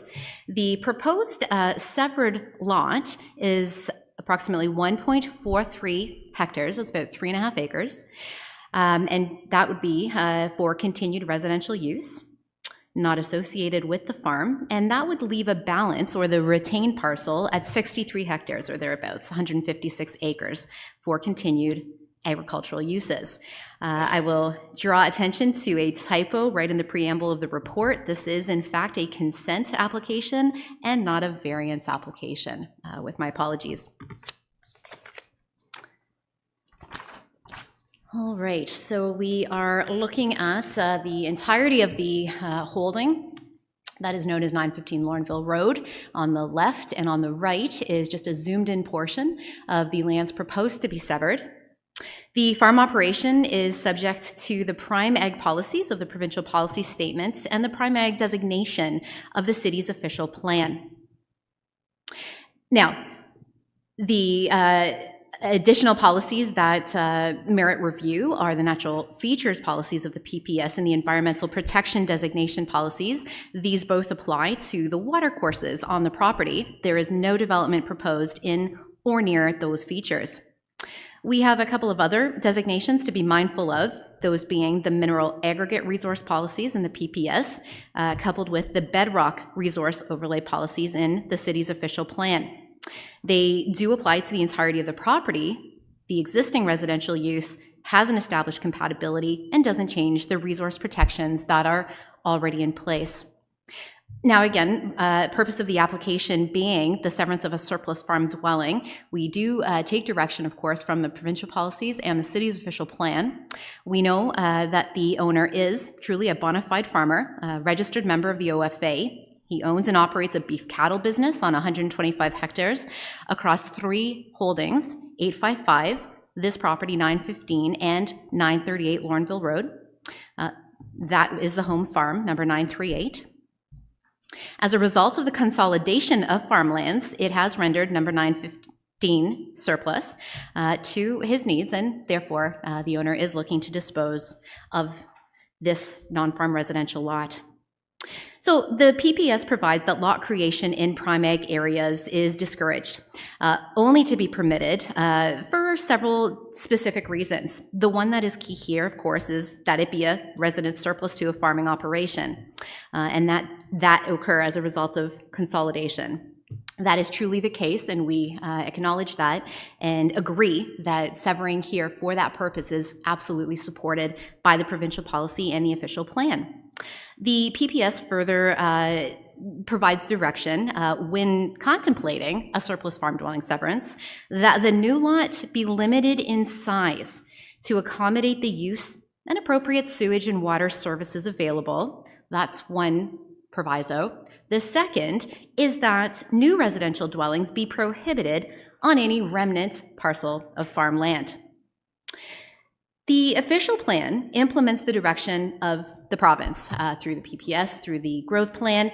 Our official plan provides for local direction to our decision makers at Kawartha Lakes. So Section 15.3.5 of the official plan requires that the retained ag land be zoned to prohibit any residential use. So that one is covered, that first proviso. The way to effect that or continue that protection is through a subsequent zoning bylaw amendment application. That would be submitted by the proponent. That has not yet taken place. The second proviso, Section 15.3.4 of the official plan, it sets the size of surplus farm dwelling lots to be at a minimum 4,000 square meters and not to exceed 1 hectare, 1 hectare. And that number has demonstrated sufficient land to accommodate a well, a septic system, room for replacement system when that should be needed in the future at some time. It also provides for some amenity space and sufficient lands to help ameliorate or mitigate the impacts of surrounding agricultural operations, things commonly known or referred to as noise, dust, odors. The proposed lot area does exceed the hectare maximum in the official plan that's contemplated in the section that I just described by about 0.43 hectares. And in imperial acres, that's just over an acre, 1.06 acres. Approval of the consent application that is before this committee would actually contravene the intent of the official plan, in our opinion. The merits of exceeding size limits set out by the official plan should be evaluated and tested through another process, and that would be an official plan amendment application that would be submitted by the proponent, evaluated by staff, and brought forward to the Planning Advisory Committee for recommendation through a public process, and ultimately the City's Council for decision. We haven't yet been presented by any merits for this size that's proposed. However, looking at some images from the ground would start to indicate the reasons perhaps why the proponent may be interested in severing the size of parcel that is being suggested here. In our opinion, the proposed severance should only proceed within a permissive policy framework, and that would occur if Council was to approve an official plan amendment. Now, we did look at some alternatives in terms of modifying, reducing, changing the size overall. And I'm going to take us back now a slide, now that you've seen sort of the image on the ground and the extent of what I'll characterize as the front lawn. So we had made a suggestion in the early days of reviewing the application that by shifting and straightening the existing driveway that we can see on the left-hand side of the screen in a little more detail, that the excess lands can instead be kept with the agricultural operation. This would obviously reduce the size of the parcel to be severed, and by doing so, it would uphold what the provincial policy framework has provided policy direction to the city, and that the city has implemented through its official plan at a size maximum of 1 hectare. Now, going back to the image on the ground, we can see some substantial landscaping features, decorative stone posts indicating the entrance to the property, as well as wrought iron fencing. Certainly can appreciate that looking at shifting the entrance and straightening effectively the driveway would have an impact and perhaps be quite onerous on the proponent. We do put this forward as a suggestion that the committee consider when thinking about the merits of the size that's being proposed. Mr. Chair, I will summarize just by noting that we recently received comments from our colleagues in the Building and Septic Division. Our septic supervisor indicates that the sewage system area depicted in the sketch doesn't appear to be a concise representation of the sewage system layout and size that is noted in the installation report. Based on the information they've reviewed, they do have concerns that the sewage system will not wholly be contained within the proposed boundaries, those indicated by the red line on the left. The septic division has further provided it will not have the required property line clearance distance as stipulated under the Ontario Building Code. In order to ensure that the sewage system is wholly contained with appropriate clearance distances, the suggestion from our supervisor of Part 8 sewage is that the proposed lot area may have to actually be increased further or adjusted in some way to accommodate the extent of the entire septic field, if it wasn't to be relocated in some other fashion. So we raised this as another concern that could potentially further exacerbate the concerns from a land use perspective that I've summarized, that are also detailed in the summary report. The agency comments are contained in the report, and I will draw your attention to those of both the Public Works Division as well as our Development Engineering Division that would relate to, should the committee decide that the application has merit and consider conditions of approval, those comments from engineering and from Public Works would be incorporated, would need to be, as conditions of approval. So for the reasons, Mr. Chair, that I have summarized for you, at this time and with the current configuration, the Planning Division and me, myself, and I am recommending that the consent application be denied. We are certainly open to questions from yourself or members of the committee. Thank you. Thank you, Ms. Berry. Committee. Yes, Ms. Carr. Sorry, I hit reply instead of speak. Is there any other dwelling units on the total parcel, or is that the only one? Thank you for the question. Through you, Mr. Chair. We are only aware of this being the house on the extent of 915 under the ownership of this current owner. If we take a look at, for example, perhaps the irregular nature of the lot line, we can see that there is another perhaps possible homestead on the east portion, of course, outside of number 915. That was previously severed. So I guess my follow-up question to that then would be, if the severance did happen, which I understand is being recommended it not happen, the remaining parcel would be Primag. Through you, Mr. Chair, the remaining parcel would continue to have its same designation of Primag. And if someone wanted to purchase that Primag property going forward in the future and put a house on that Primag, they wouldn't be able to. Continue through you, Mr. Chair. The subsequent zoning amendment that we would recommend have to be in place would prohibit any new residential buildings being built on the balance of the retained land to prevent that from happening. Perfect. Thank you for clarifying. Further questions, Mr. Strangway? Thank you, Mr. Chairman. Further question, the recommendation is that this not be approved.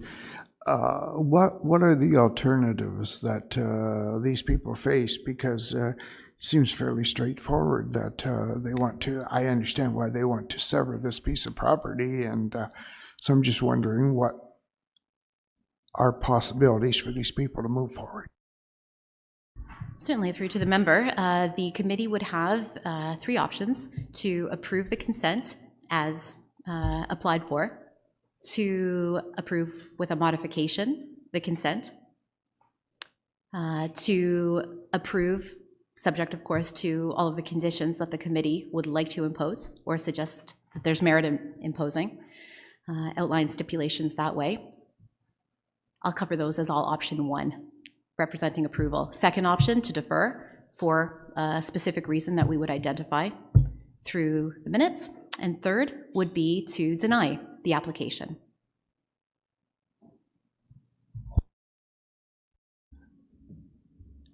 Has there been discussions with the owners about these possibilities?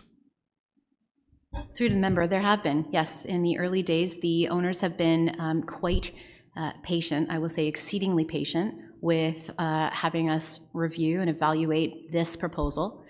And not only was the sort of sequencing or the appropriate sequencing of Planning Act applications discussed, so too was the suggestion for redesigning the acreage to be severed through the option with the driveway realignment that I had suggested.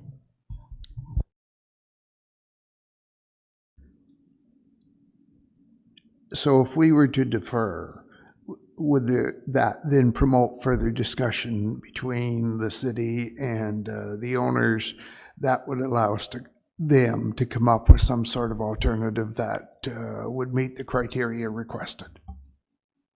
Through to the member, yes, it would allow for a time period to do that within. That said, the owners have made it crystal clear that they, at least as of the last time that we had connected on this matter, that they are only interested in proceeding with the 1.43 hectares. And I'm not aware if they're attending the public hearing today, but that is certainly one alternative, is to determine if there's any change of interest on their part to do that. And if not, my recommendation would be that if the committee is considering a deferral, that it be for a very short time period so that we can get the matter back in front of the committee to make a decision either to approve or to deny the application. Thank you, Mr. Chairman, again. So just to go to the third alternative, if we were to deny it, can these people continue to live there? What are the implications? It's just the fact that that's part of this larger parcel of property, or is there something I'm missing here? Through to the member, if you're missing something, then I would suggest so too am I. So I don't think we're missing something unless we're presented with some updated information. For example, and I'm not suggesting this is the case here, but it isn't uncommon for, in the case of a surplus farm dwelling severance, as it is surplus to the owner's needs, that there's potentially a sale or a possible sale sort of either in the works or being contemplated. So in, again, the absence of any information, I could speculate that that might be a consideration that the owner has. So what would an implication be potentially of a denial would be impacting a possible transaction. But let's not focus on that because this isn't information that I have. This is just what is common in these scenarios. So to answer the first part of the question, not the home farm of the owner. So my understanding is that the owner is actually living at 938. So whoever is residing in this building, again, unless there is some sort of a rental contract in place with the owner, that would remain status quo. But any motion here other than an approval could be appealed anyway, correct? Forgive me, Mr. Chair. Any motion, you said.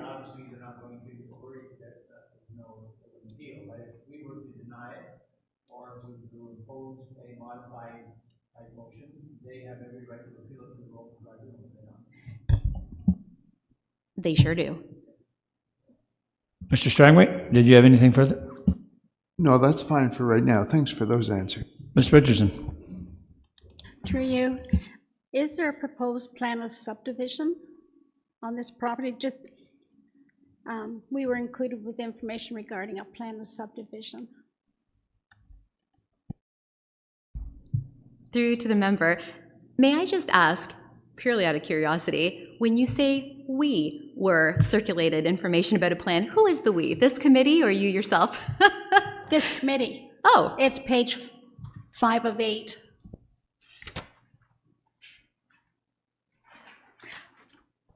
Thank you for drawing my attention to that. Through to the member. The information in the schedule is to provide some context or some further detail or information on how and why the committee is able to apply conditions of approval to a single consent, a single lot of record.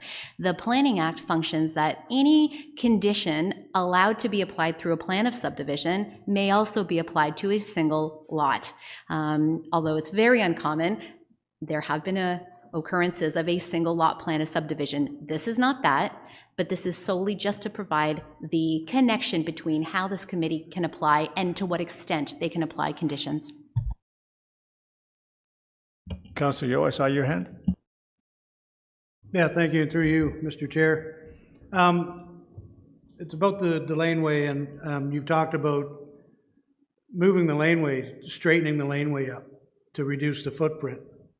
So why couldn't they just leave the laneway the way it is and move the lot lines to go with the driveway?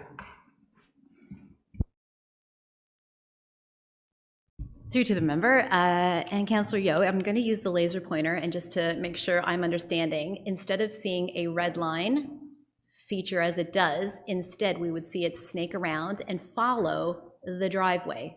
Is that an accurate sort of interpretation of your comment, sir? Yeah, basically what I'm saying is make a big box around the farm and then just follow the driveway down with the other lot line. So it's basically, it's a snake, yeah, but it reduces the footprint drastically. It sure would, and I appreciate the creative approach that the member has suggested, with some ability to interpret, I'll say, the conditions that the Planning Act identifies as ones to keep in mind. I shouldn't say conditions, criteria that the Planning Act sort of gives us to work within. The one about the regular nature of lots is one that we should keep in mind. I'll draw your attention to criteria F on page 5, the dimensions and shapes of the proposed lots. This is one that we would consider when looking at the suitability of sort of the design, the implications of the design, what this means for the ownership and ability to maintain the property that's left when it's adjacent to an irregular lot line. Not to suggest it's not an option that could and should be considered, but we weigh that against what would be so irregular that it would be out of keeping, let's say, within the character of surrounding lot fabric.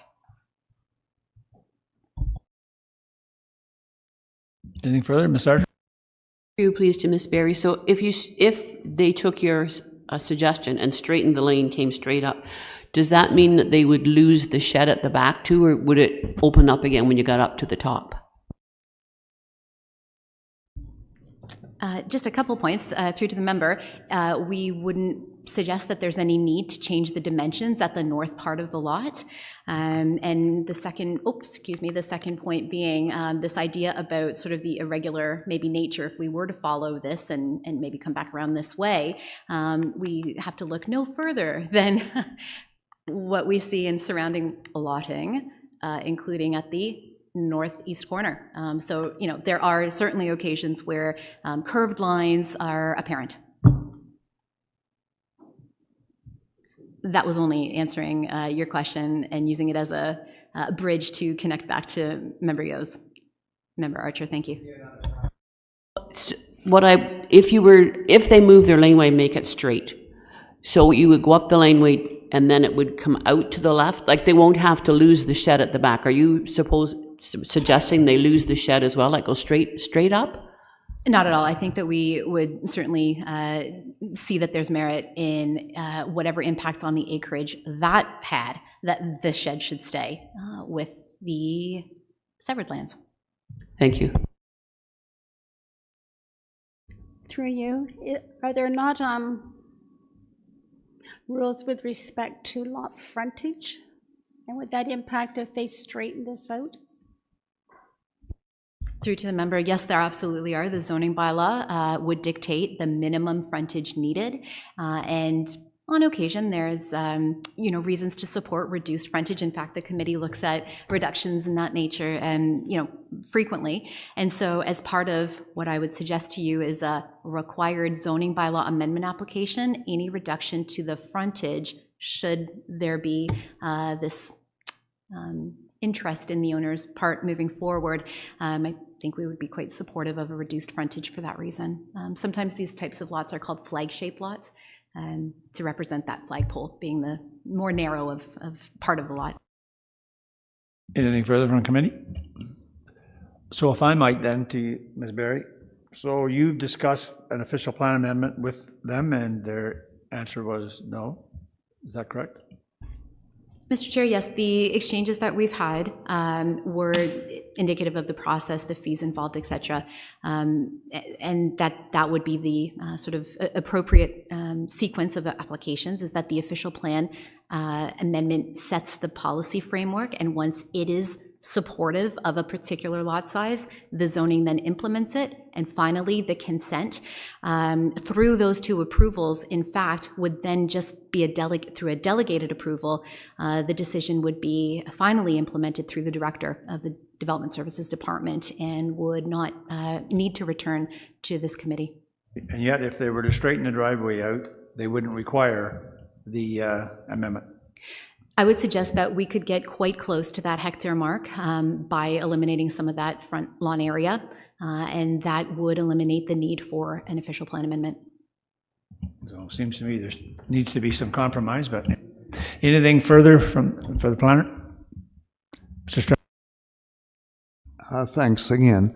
It seems we've spent a lot of time talking about the driveway, but there still is an issue also with the location of the septic and where that proposed lot line is now.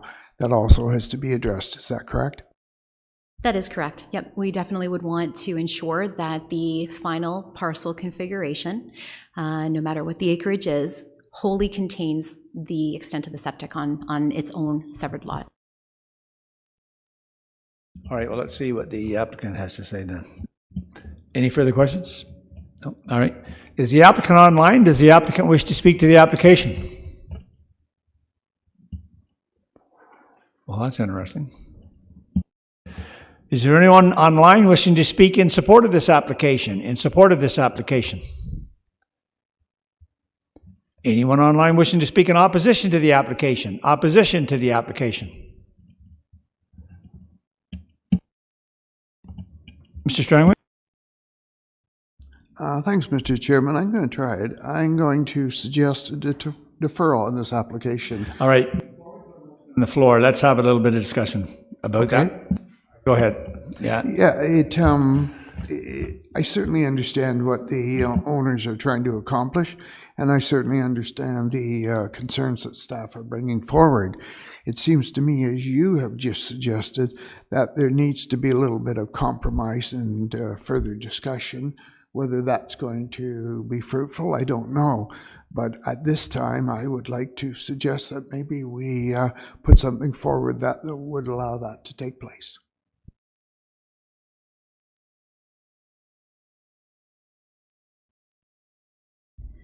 Certainly.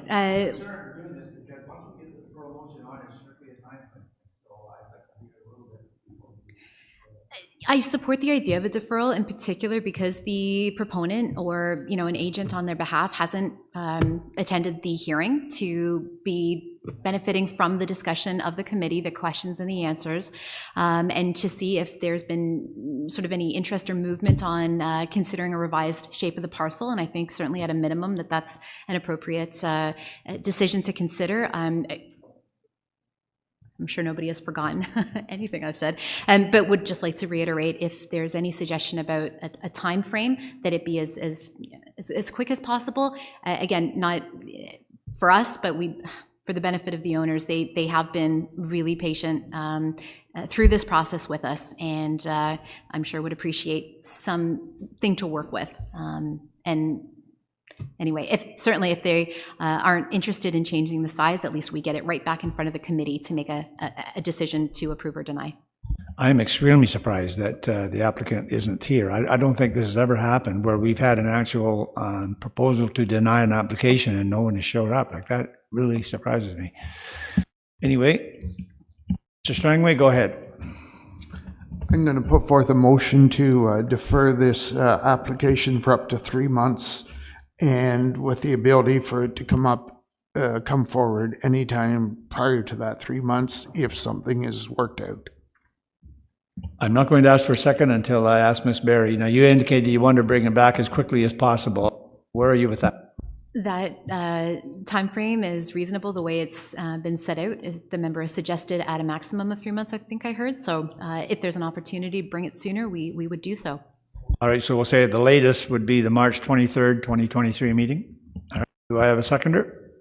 Mrs. Archer? All right, so the only thing to debate on a deferral is the time, and I think we've established that. You've got that, Charlotte? All right. All those in favor? And that carries. Thank you.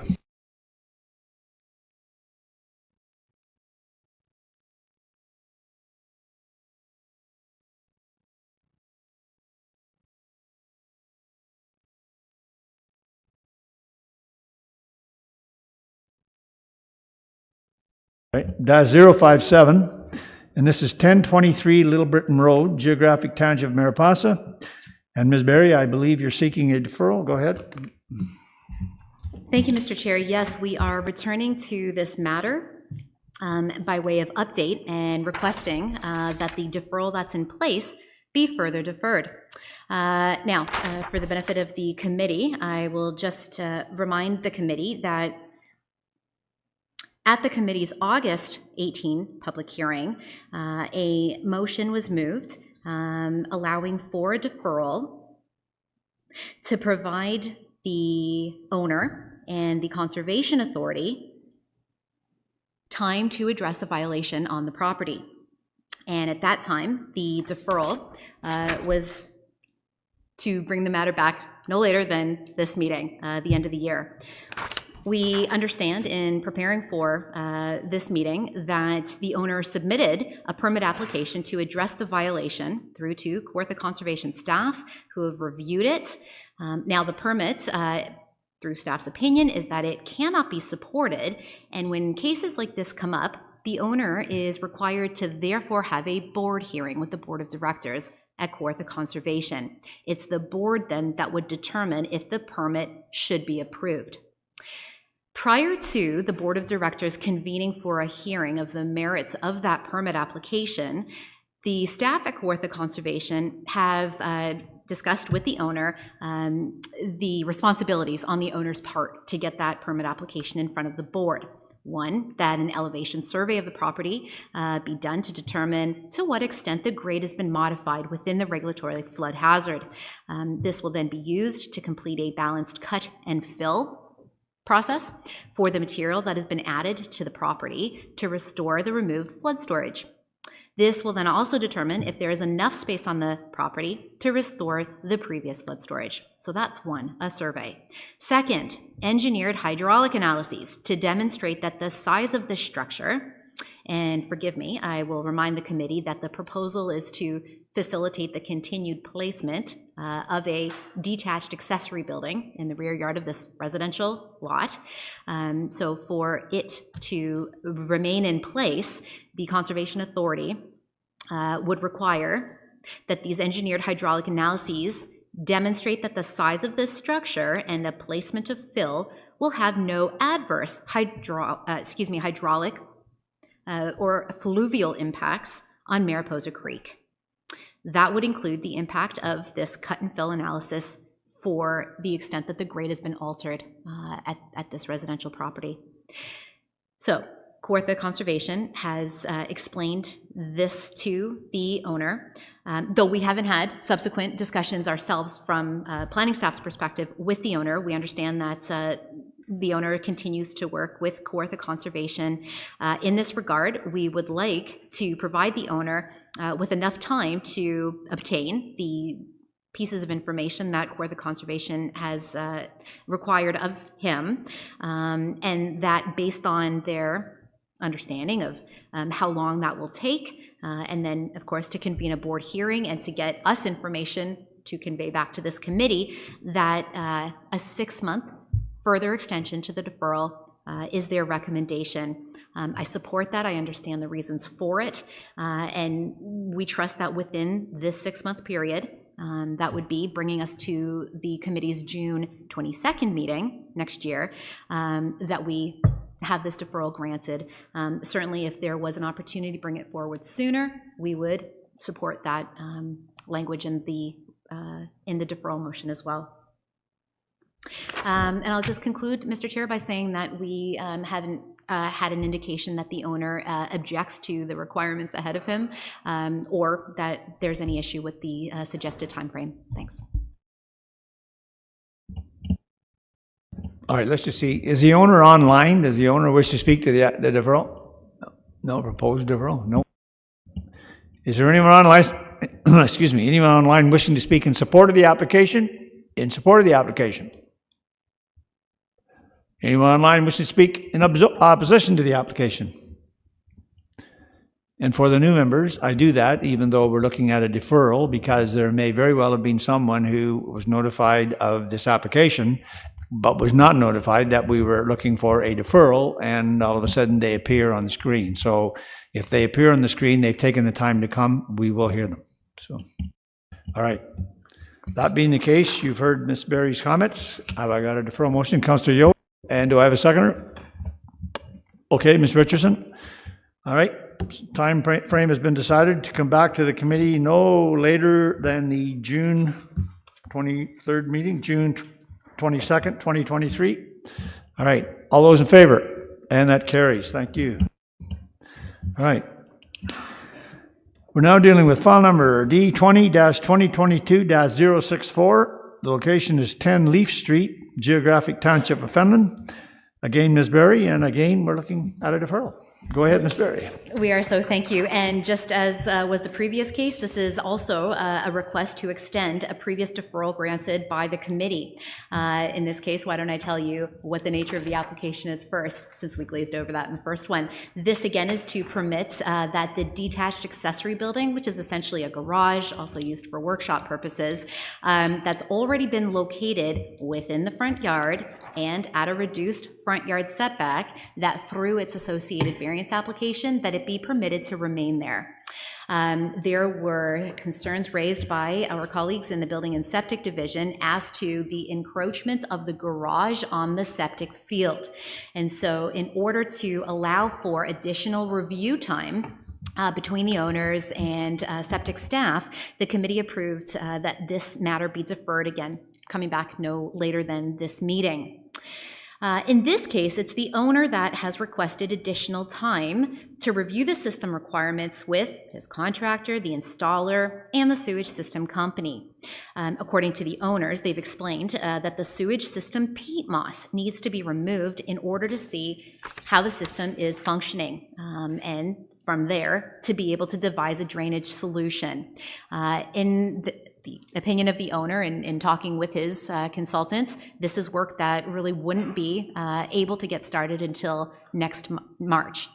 And from some correspondence that we've been copied on, we understand this is actually late March, if not the first week of April, that this sort of meeting on site would be able to take place. So given the owner's request, that is also endorsed by our supervisor of Part 8 sewage systems, further deferral we think is reasonable. We would, in this case, recommend that the application be deferred for no more than 5 months, coming back at the latest to the May 25th meeting. Again, should there be an opportunity for us to bring that back sooner, we would do so, Mr. Chair. Thank you. Are there any questions of Manager Barry? All right, being none, then I need a motion to defer. Councilor Yeo, do we have a seconder? Ms. Archer? All right, we've decided on it, so to come back no later than the May 25th, 2023 meeting. All right, all those in favor? And that carries, thank you.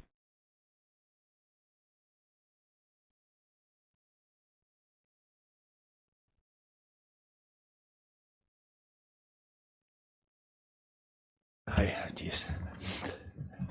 Before I do that, yeah, but I do, yeah, absolutely. For 2023, I'm sure everyone's had a look at them. And Councilor, you want to make the motion to adopt those meetings as printed? I would, except we have tentatively booked a special council meeting on January 26th, so you might want to look into that first. January 26th, there's a council meeting booked.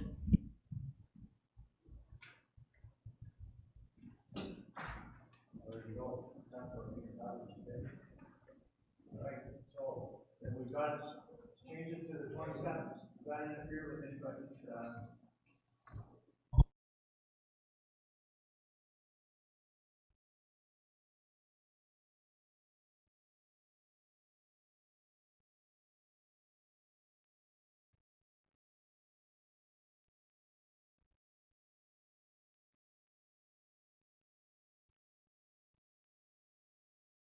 Did I do it again? Yeah, is everyone okay with the 27th? I thought I was shouting loud enough anyway, but not me.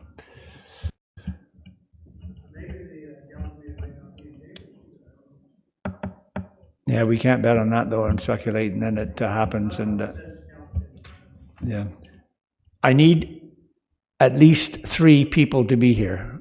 Well, 2 including myself. Yeah. All right. So, Councillor, you'll be here. I'll be here. Mr. Strangway, you'll be here. All right. So we got our quorum. So then we can. So your motion would be to adopt the meetings as amended, and that will include the January 27th rather than 26th meeting. And the rest go as written? Do I have a seconder? Mr. Erickson? All right. Any further comments or questions with respect to that? Yeah, Ms. Archer. Going to be all men. That might not work well. You've been talking to my wife, haven't you?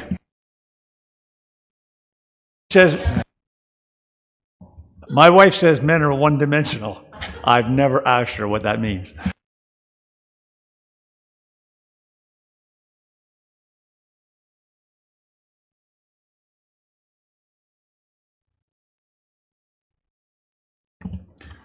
So there's no correspondence. We know the next meeting is going to be January the 27th, 1 p.m. in the quarters here. All right. A motion to adjourn. Oh, question. I can't hear you. Were you going to be speaking about ARUs? But we don't need to do that as part of the meeting because we can do that So is everybody in favor? Well, I asked for that. We've decided on the next meeting. A motion to adjourn. Councillor Yeo, Ms. Scar, all those in favor? I've never lost one of those. Yes, I do. Wolford?